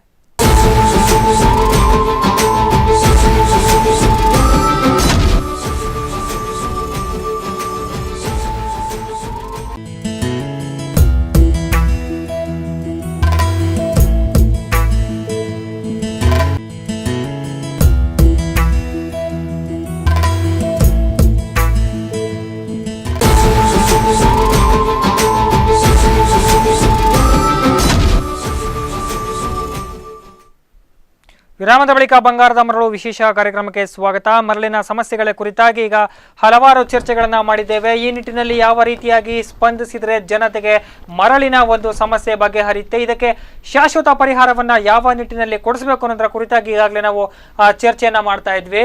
ಇಬ್ಬರು ಅತಿಥಿಗಳೊಂದಿಗೆ ನಾನು ಚರ್ಚೆಯನ್ನು ಮುಂದುವರಿಸ್ತೇನೆ. ಒಂದು ಕರೆ ಇದೆ ಸರ್, ನಿಮ್ಮ ಹೆಸರು ಮತ್ತು ಎಲ್ಲಿಂದ ಕರೆ ಮಾಡ್ತಾ ಇದ್ದೀರಿ? ನಾನು ಕುಂದಾಪುರದ ಕಾರ್ವಿಕೆರೆಯಿಂದ ದೀಪಾ ಅಂತ. ದೀಪಾ ಅವರು ಹೇಳಿ, ಈ ಕುರಿತಾಗಿ ತಾವೇನ್ ಹೇಳ್ತೀರಿ? ನೋಡಿ, ಈಗ ಸತ್ಯಜಿತ್ ಅವರು ತುಂಬಾ ಎಕ್ಸ್ಪ್ಲನೇಷನ್ ಕೊಟ್ರು. ಈಗ ಲಾಸ್ಟ್ ಎಂತ ಮಾಡ್ಬೇಕು ಹೇಳಿದ್ರೆ, ಶಾಲೆಯಲ್ಲಿ ನೋಡಿ ಮಕ್ಕಳಿಗೆ ಲಾಸ್ಟ್ ದಂಡ ಪ್ರಯೋಗ. ಹಾಗೆ ಇವರು ಲೈಸೆನ್ಸ್ ಇರುವವರು ಡಿಸಿಗೆ ಒಂದು ರೈಟಿಂಗ್ ಅಲ್ಲಿ ಕೊಡುದು, ನಿಮ್ಮಿಂದ ವಿಳಂಬ ನೀತಿ ಆಗ್ತಾ ಇದೆ, ನಾವು ಕೆಲಸ ಚಾಲು ಮಾಡ್ತೇವೆ. ಚಾಲು ಮಾಡಿ ಊರವರೆಲ್ಲ, ಯಾಕಂದ್ರೆ ಸಾಮಾನ್ಯ ಜನರು ಈಗ ನಿಮ್ಮ ಪರವಾಗಿಯೇ ಇದ್ದಾರೆ. ಯಾಕಂದ್ರೆ ಎಲ್ಲರಿಗೂ ಮರಳು ಸಿಗ್ತಾ ಇಲ್ಲ. ಇವತ್ತು ತ್ರಾಸಿಗೆ ಹಟ್ಟಿಕುದ್ರುವಿನಿಂದ ಮರಳು ಬಂದಿದೆ. ಒಂದು ಲೋಡಿಗೆ 25,000 ರೂಪಾಯಿ ನನ್ನ ಕಣ್ಣೆದುರೇ ಕೊಟ್ಟು. ಎಲ್ಲ ಸಾಮಾನ್ಯ ಜನರಿಗೆ ಹೀಗೆ ಮರಳು ತಕೊಳ್ಳಿಕ್ಕೆ ಆಗ್ತದ? ಅದು ಅಕ್ರಮವಾಗಿ. ಹಾಗಿರುವಾಗ ಜನಸಾಮಾನ್ಯರು ನಿಮ್ಮ ಜೊತೆಗಿರುವಾಗ ಕೆಲಸ ನೀವು ಶುರು ಮಾಡಿ, ನೀವು ರೈಟಿಂಗ್ ಅಲ್ಲಿ ಕೊಡಿ. ಯಾಕಂದ್ರೆ ಈಗ ಎಲ್ಲ ಕಡೆ ಪ್ರಚಾರ ಆಗಿದೆ, ಉಡುಪಿಯಲ್ಲಿ ಮರಳಿಲ್ಲ. ಹಾಗಿರುವಾಗ ನೀವು ಮುಖ್ಯಮಂತ್ರಿ ಅವರು ಬಂದಿದ್ರು, ಪುನಃ ಅವರಿಗೊಂದು ಕಾಗದದಲ್ಲಿ ಕೊಡಿ, ಡಿಸಿ ಅವರ ವಿಳಂಬ ನೀತಿಯಿಂದಾಗಿ ನಾವು ಕೆಲಸ ಚಾಲು ಮಾಡ್ತೇವೆ. ಎಸ್, ಖಂಡಿತ ಮೇಡಮ್. ಸತ್ಯರಾಜ್ ಅವರೀಗ ನಮ್ಮ ಜೊತೆನೆ ಇದ್ದಾರೆ. ಅವರ ಹತ್ರ ನಿಮ್ಮ ಪ್ರಶ್ನೆಯನ್ನ ಕೇಳಬಹುದು, ಯಾಕೆ ಅವರು ರೈಟಿಂಗ್ ಅಲ್ಲಿ ಇವರಿಗೆ ಇನ್ನೂ ಕೂಡ ಮಾಹಿತಿಯನ್ನ ಕೊಟ್ಟಿಲ್ಲ ಅಂತ. ಹೌದು, ನಮಸ್ತೆ ಸತ್ಯಜಿತ್ ಅವರೇ. ನಮಸ್ತೆ. ಈಗ ನೀವು ಹೇಳಿದ್ರಲ್ಲ ಹೌದು, ರೈಟಿಂಗ್ ಅಲ್ಲಿ ಕೊಡ್ಲಿಲ್ಲ ಅಂತ ಹೇಳಿ. ನಾವು ರೈಟಿಂಗ್ ಅಲ್ಲಿ ಕೊಟ್ಟಂತ ಕಾಪಿ ಸಾಧಾರಣ 15 ಉಂಟು, ಅಲ್ಲಿ 15-16 ತನಕ ಉಂಟು. ಅಲ್ಲ, ಯಾವುದಕ್ಕೂ ಅವರೀಗ ರೆಸ್ಪಾನ್ಸ್ ಮಾಡ್ಲಿಲ್ಲ ಅಂದ ನಂತರ ಲಾಸ್ಟ್ ಅಲ್ಲಿ ನೀವು ಕೆಲಸ ಸ್ಟಾರ್ಟ್ ಮಾಡಿಯೇ ಬಿಡ್ಬೇಕು. ಊರ ಜನ ಇದ್ದಾರೆ ಅಲ್ಲ ನಿಮ್ಮ ಬೆನ್ನ ಹಿಂದೆ. ಹೌದು, ಅದಕ್ಕೆ ಈಗ ನಾವು ಇದೊಂದು ಸ್ಪಂದನ ಚಾನೆಲ್ ಅವರ ಮುಖಾಂತರದಿಂದ ಇವತ್ತು ಈ ತಿಂಗಳ ಎಂಡ್ ಒಳಗೆ ಇವರು ಮಾಡ್ಲಿಲ್ಲ ಅಂತ ಆದ್ರೆ, ಜಿಲ್ಲಾಧಿಕಾರಿಗಳು ಈ ಬಡವರ ಕಷ್ಟವನ್ನು ಹೋಗಲಿಲ್ಲ ಅಂತಾದ್ರೆ ನಾವು ಮುಂದಿನ ದಿನಗಳಲ್ಲಿ ಉಗ್ರ ಹೋರಾಟ ಮಾಡ್ಲಿಕ್ಕೆ ನಾವು ಸಿದ್ಧರಿದ್ದೇವೆ. ಯಾಕಂದ್ರೆ ಸ್ಪಂದನ ಚಾನೆಲ್ ಅವರು ಲಾಸ್ಟ್ ಟೈಮ್ ಡಿಸಿಯ ಮೇಲೆ ಹಲ್ಲೆ ಆದಾಗ್ಲೂ ಇದ್ದಿದ್ರು, ಆವಾಗ್ಲೂ ನಾನು ಕಾಲ್ ಮಾಡಿದ್ದೆ. ಈಗ ನನ್ಗೆ ತೋರ್ತದೆ ನಾವು ಜನಸಾಮಾನ್ಯರು ಆವಾಗ ಡಿಸಿಗೆ ಬೆಂಬಲ ಕೊಟ್ಟಿದ್ದೆ ಮೋಸ್ಟ್ಲಿ ತಪ್ಪಾಯ್ತೇನೋ ಹೇಳಿ. ಖಂಡಿತ ಮೇಡಮ್, ಖಂಡಿತ ವಾಟ್ ಎವರ್ ಅದು ಸಮಸ್ಯೆ ಏನೇ ಇರಬಹುದು, ಅದಕ್ಕೆ ಜಿಲ್ಲಾಡಳಿತ ಯಾವ ರೀತಿ ಸ್ಪಂದಿಸ್ತಾ ಇದೆ ಅನ್ನೋದನ್ನು ಕೂಡ ಈಗ ಅವರು ತಾವು ಹೇಳಿದ್ದಾರೆ. ಧನ್ಯವಾದಗಳು ತಮ್ಮ ಮಾಹಿತಿಗಳಿಗಾಗಿ. ಈಗ ಅವರು ಮಾಹಿತಿಗಳನ್ನ ಕೊಟ್ಟ ಪ್ರಕಾರ ಯಾಕೆ ನೀವು ಮೌಖಿಕವಾಗಿ ಮಾತ್ರ ನೀವು ಈ ಕುರಿತಾಗಿ ಸಂದರ್ಶನವನ್ನ ಮಾಡಿ ಮಾತುಕತೆಗಳಲ್ಲೇ ಇದನ್ನ ಮುಗಿಸುವಂತಹ ಪ್ರಯತ್ನವನ್ನ ಪಟ್ರಿ. ಒಂದು ವೇಳೆ ನೀವು ಅವರಿಗೆ ಲೆಟರ್ ರೈಟ್ ಅನ್ನ ಕೊಟ್ಟಿದ್ರೆ, ಲೆಟರ್ ಬರೆದು ಅವರಿಗೆ ಒಂದು ಕಂಪ್ಲೇಂಟ್ ಅನ್ನ ಮಾಡಿದ್ರೆ ಈ ಸಮಸ್ಯೆ ಇಷ್ಟರ ಮಟ್ಟಿಗೆ ಉದ್ಭವ ಆಗ್ತಾ ಇರ್ಲಿಲ್ವೇನೋ ಅನ್ನೋದು ಈಗ ಅವರ ಅನಿಸಿಕೆ. ಈ ಕುರಿತಾಗಿ ತಾವೇನ್ ಹೇಳ್ತೀರಿ? ಈಗಾಗಲೇ ಅವ್ರು ಏನ್ ಮಾತಾಡಿದ್ದಾರೆ ಅದು ಕರೆಕ್ಟ್ ಆಗಿ ವಿಚಾರ. ಯಾಕಂದ್ರೆ ಅವರು ದೂರದಿಂದ ಮರಳು ಯಾಕೆ ಚಾಲಾಗ್ಲಿಲ್ಲ ಅಂತೇಳಿ ಅವ್ರು ಕುಂದಾಪುರದಿಂದ ಉಡುಪಿಯಲ್ಲಿ ಯಾಕೆ ಚಾಲಾಗ್ಲಿಲ್ಲ ಅಥವಾ ಈಗ ನೇರವಾಗಿ ಹೇಳ್ತಾ ಇದ್ದಾರೆ ನನ್ನ ಕಣ್ಣೆದುರಿಗೆ 25,000 ರೂಪಾಯಿಗಳನ್ನ ಕೊಟ್ಟು ಅದೇ ಬ್ಲಾಕ್ ಅಲ್ಲಿ ಬರ್ತಾ ಇದೆ. ನಾನು ಅದೇ ಹೇಳ್ತಾ ಇದ್ದೇನೆ, ಅದನ್ನು ಯಾಕೆ ಅಧಿಕಾರಿಗಳು ಹಿಡಿತಾ ಇಲ್ಲ, ಇದನ್ನು ನಾನು ಮತ್ತೆ ಕೇಳ್ತಾ ಇದ್ದೇನೆ. ಬ್ಲಾಕ್ ಅಲ್ಲಿ ಬರ್ತಿರುವಂತಹ ಮರಳನ್ನು ಈಗ ಅವರ ಕಣ್ಣೆದುರು 25,000 ಕೊಡಬೇಕಾದ್ರೆ ಈಗಾಗಲೇ ಈ ಉಡುಪಿ ಕುಂದಾಪುರಕ್ಕೆ ಒಂದು ವಿಶೇಷ ಸ್ಕ್ವಾಡ್ ಇದೆ. ಆ ಸ್ಕ್ವಾಡಿನವ್ರು ಏನ್ ಮಾಡ್ತಾ ಇದ್ದಾರೆ ಸರ್? ಖಂಡಿತ ನೀವು ಸ್ಕ್ವಾಡ್ಗಳ ಬಗ್ಗೆ ಹೇಳೋದಾದ್ರೆ ಇದನ್ನ ಯಾಕೆ ಅವರು ಇನ್ನೂ ಕೂಡ ಪತ್ತೆ ಹಚ್ಚಿಲ್ಲ ಅಂತ ತಾವು ಹೇಳಿದ್ರಿ. ಆ ಕುರಿತಾಗಿ ನಾನು ಹೇಳ್ತೇನೆ ಸರ್. ಈಗಾಗಲೇ ಮಂಗಳೂರಿನಲ್ಲಿ ಕೂಡ ಈಗಾಗಲೇ ಇದರ ಬಗ್ಗೆ ಒಂದು ರೇಡ್ ಅನ್ನ ಮಾಡಿದ್ದಾರೆ. ಪೊಲೀಸ್ ಅಧಿಕಾರಿಗಳು ಈಗಾಗಲೇ ಅಕ್ರಮ ಮರಳು ದಾಸ್ತಾನು ಅಡ್ಡೆಯನ್ನ ಈಗ ಅಲ್ಲಿ ಪತ್ತೆ ಹಚ್ಚಿದ್ದಾರೆ. ಅಲ್ಲಿ ಸರಿಸುಮಾರು ನಮಗೆ ಬಂದಿರೋ ಮಾಹಿತಿಯ ಪ್ರಕಾರ ಅಲ್ಲಿ ದಾಳಿ ಮಾಡಿ ಸುಮಾರು 780 ಟನ್ ಅಂದ್ರೆ 78 ಲೋಡ್ಗಳಷ್ಟು ಮರಳನ್ನ ವಶಪಡಿಸಿಕೊಂಡಿದ್ದಾರೆ. ಆ ಮರಳಿನ ಮೌಲ್ಯ ಸುಮಾರು 5 ಲಕ್ಷ ರೂಪಾಯಿಗಳು ಅಂತ ಈಗ ಅಂದಾಜಿನ ಮಾಡಿದ್ದಾರೆ. ಆ ನಿಟ್ಟಿನಲ್ಲಿ ನೋಡೋದಾದ್ರೆ ಈಗಾಗಲೇ ಅದಕ್ಕೂ ಕೂಡ ಅವರು ಆಕ್ಷನ್ ಅನ್ನ ತಗೊಂಡಿದ್ದಾರೆ.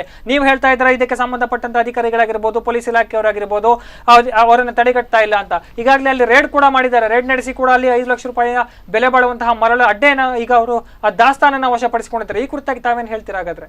ಹೌದು, ಈಗ ಮರಳು ಅಕ್ರಮವಾಗಿ ನಡೀತಿದ್ದ ಮರಳು ಮಂಗಳೂರಿನ ಆಗ್ತಿದೆ ಅನ್ನೋದು ಅದು ಅಕ್ರಮ ಆದಲ್ಲಿ ಈಗ ಹೇಗೆ ಮಂಗಳೂರಿನಲ್ಲಿ ಹಿಡಿದಿದ್ದಾರೋ ಅಧಿಕಾರಿಗಳು, ಅದೇ ರೀತಿ ಕೂಡ ಇಲ್ಲಿ ಅಕ್ರಮ ಆಗ್ತಾ ಉಂಟು. ಇಲ್ಲಿ ಎಲ್ಲೆಲ್ಲಿ ಆಗ್ತಿದ್ರು, ಈಗಾಗಲೇ ಒಬ್ಬರು ಸಚ್ಚರಪೇಟೆಯಲ್ಲಿ ಇರುವವರೊಬ್ಬರು ಫೋನ್ ಮಾಡಿದ್ರು, ಈಗಾಗಲೇ ಅಲ್ಲಿ ಆಗ್ತಾ ಇದೆ ಅಂತೇಳಿ. ಈಗ ಅಂಥದ್ದನ್ನು ಹುಡುಕ್ಬೇಕಲ್ಲ ಇವರು. ಈಗ ಮಂಗಳೂರಿಗೆ ಹುಡುಕಿದ್ರು, 5 ಲಕ್ಷ ಪೆನಲ್ಟಿ ಹಾಕಿದ್ರು, 78 ಲೋಡ್ ದಾಸ್ತಾನು ಮಾಡಿದ್ರು. ಹೌದು, ಸಿಕ್ಕಿದೆ. ಅದೇ ರೀತಿಯಲ್ಲಿ ಉಡುಪಿಯಲ್ಲಿ ಕೂಡ ಆಗ್ತಾ ಉಂಟು. ಉಡುಪಿಗೆ ಮಂಗಳೂರು ಅಕ್ರಮ ಮರಳು ಬರ್ತಾ ಉಂಟು. ಅದನ್ನ ಯಾಕೆ ಇವರು ತಡೆ ಮಾಡೋದಿಲ್ಲ? ಆ ಕುರಿತಾಗಿ ತಾವು ಯಾರಿಗೆ ಮನವಿ ಮಾಡಿದ್ದೀರಿ? ನಾವು ನೋಡಿ SP ಅವರಿಗೆ ಮನವಿ ಮಾಡಿದ್ದೇವೆ, DC ಅವರಿಗೆ ನಿರಂತರ ಹೇಳ್ತಾ ಇದ್ದೇವೆ. ಇನ್ನು ನಾವು ಯಾರಿಗೂ ಮನವಿ ಮಾಡುವಂಥದ್ದಿಲ್ಲ. ಈಗ ಅವ್ರು ಹೇಳಿದ್ದಾರೆ ನೀವು ಸ್ಟ್ರೈಕಿಗೆ ಕರೆ ಕೊಡಿ, ನಾವು ಬರ್ತೀವಿ. ಈಗಾಗಲೇ ನಾವು ನೊಂದು ಹೋಗಿದ್ದೇವೆ, ನಮಗೆ ಸಾಕಾಗೋಗಿದೆ. ನಮ್ಮ ಕಾರಿನ ಟಯರ್ ಕೂಡ ಸವಿಲಿಕ್ಕೆ ಸ್ಟಾರ್ಟ್ ಆಗಿದೆ. DC ಆಫೀಸ್ ಹೋಗಿ ನಮ್ಮ ಮನೆಯಲ್ಲಿ ಕೇಳ್ತಾರೆ, ನೀವು DC ಆಫೀಸಲ್ಲಿ ಒಂದು ಮನೆ ಮಾಡಿ ಅಂತೇಳಿ. ನಮಗೆ ಮರಳಿನ ಸಮಸ್ಯೆನೇ ದೊಡ್ಡ ಸಮಸ್ಯೆ ಆಗಿ ಹೋಗಿದೆ. ಮರಳು ಸಮಸ್ಯೆ ಯಾವ ರೀತಿ ಹೋಗಿದ್ರೆ ಒಂದು ವೇಯಲ್ಲಿ ಒಳ್ಳೇದು ಮಾಡ್ಕೊಂಡು ಹೋಗುವಾಗ ಅದಕ್ಕೆ ಅಡ್ಡ ಕಾಲು ಬರ್ತದೆ. ಅಂದರೆ ಯಾವ ಒಂದು ವರ್ಗ ಇದರ ಹಿಂದೆ ಒಂದು ಕೆಲಸ ಮಾಡ್ತಿದೆ. ಈಗ ನೇರವಾಗಿ ಇವರಿಗೆ ಮರಳು ಕೊಡಬಾರ್ದು, ಇವರಿಗೆ ನೇರವಾಗಿ ಸಿಗಬಾರ್ದು, ಇದಕ್ಕೇನಾದರೂ ನಾನು ಇದನ್ನು ತಡೆ ಹಿಡಿಬೇಕು ಅಂತ ಹೇಳಿ ಇದರ ಹಿಂದೆ ಬಲವಾಗಿ ಒಂದು ಅಧಿಕಾರಿಗಳು ಇದ್ದಾರೆ, ಇದರ ಹಿಂದೆ ರಾಜಕೀಯದ ವ್ಯಕ್ತಿಗಳು ಇದ್ದಾರೆ. ಇವರು ಇದನ್ನು ತಡೆಗಟ್ತಾ ಇದ್ದಾರೆ. ಅದರಿಂದ ನಮಗೆ ಈ ಸಮಸ್ಯೆ ಆಗ್ತಿದೆ. ಬಿಟ್ಟರೆ ಯಾವ ಲೆಟ್ರ್ ಈಗ ಅವ್ರು ಕೇಳಿದಾಗ ಅಂಥ ಲೆಟ್ರ್ ಎಷ್ಟೆಷ್ಟೋ ಬರೆದಿದ್ದೇವೆ, ಯಾವ ವರ್ಡ್ ಯೂಸ್ ಮಾಡಬೇಕು ಅಂತಂತ ಒಳ್ಳೆ ರೀತಿಯಲ್ಲಿ ಬರೆದು ಕೊಟ್ಟಿದೆ. ಯಾವುದಕ್ಕೂ ಕೂಡ ಸ್ಪಂದನೆ ಇಲ್ಲ, ಯಾವುದು ಲೆಟ್ರಿಗೂ ಸ್ಪಂದನೆ ಇಲ್ಲ.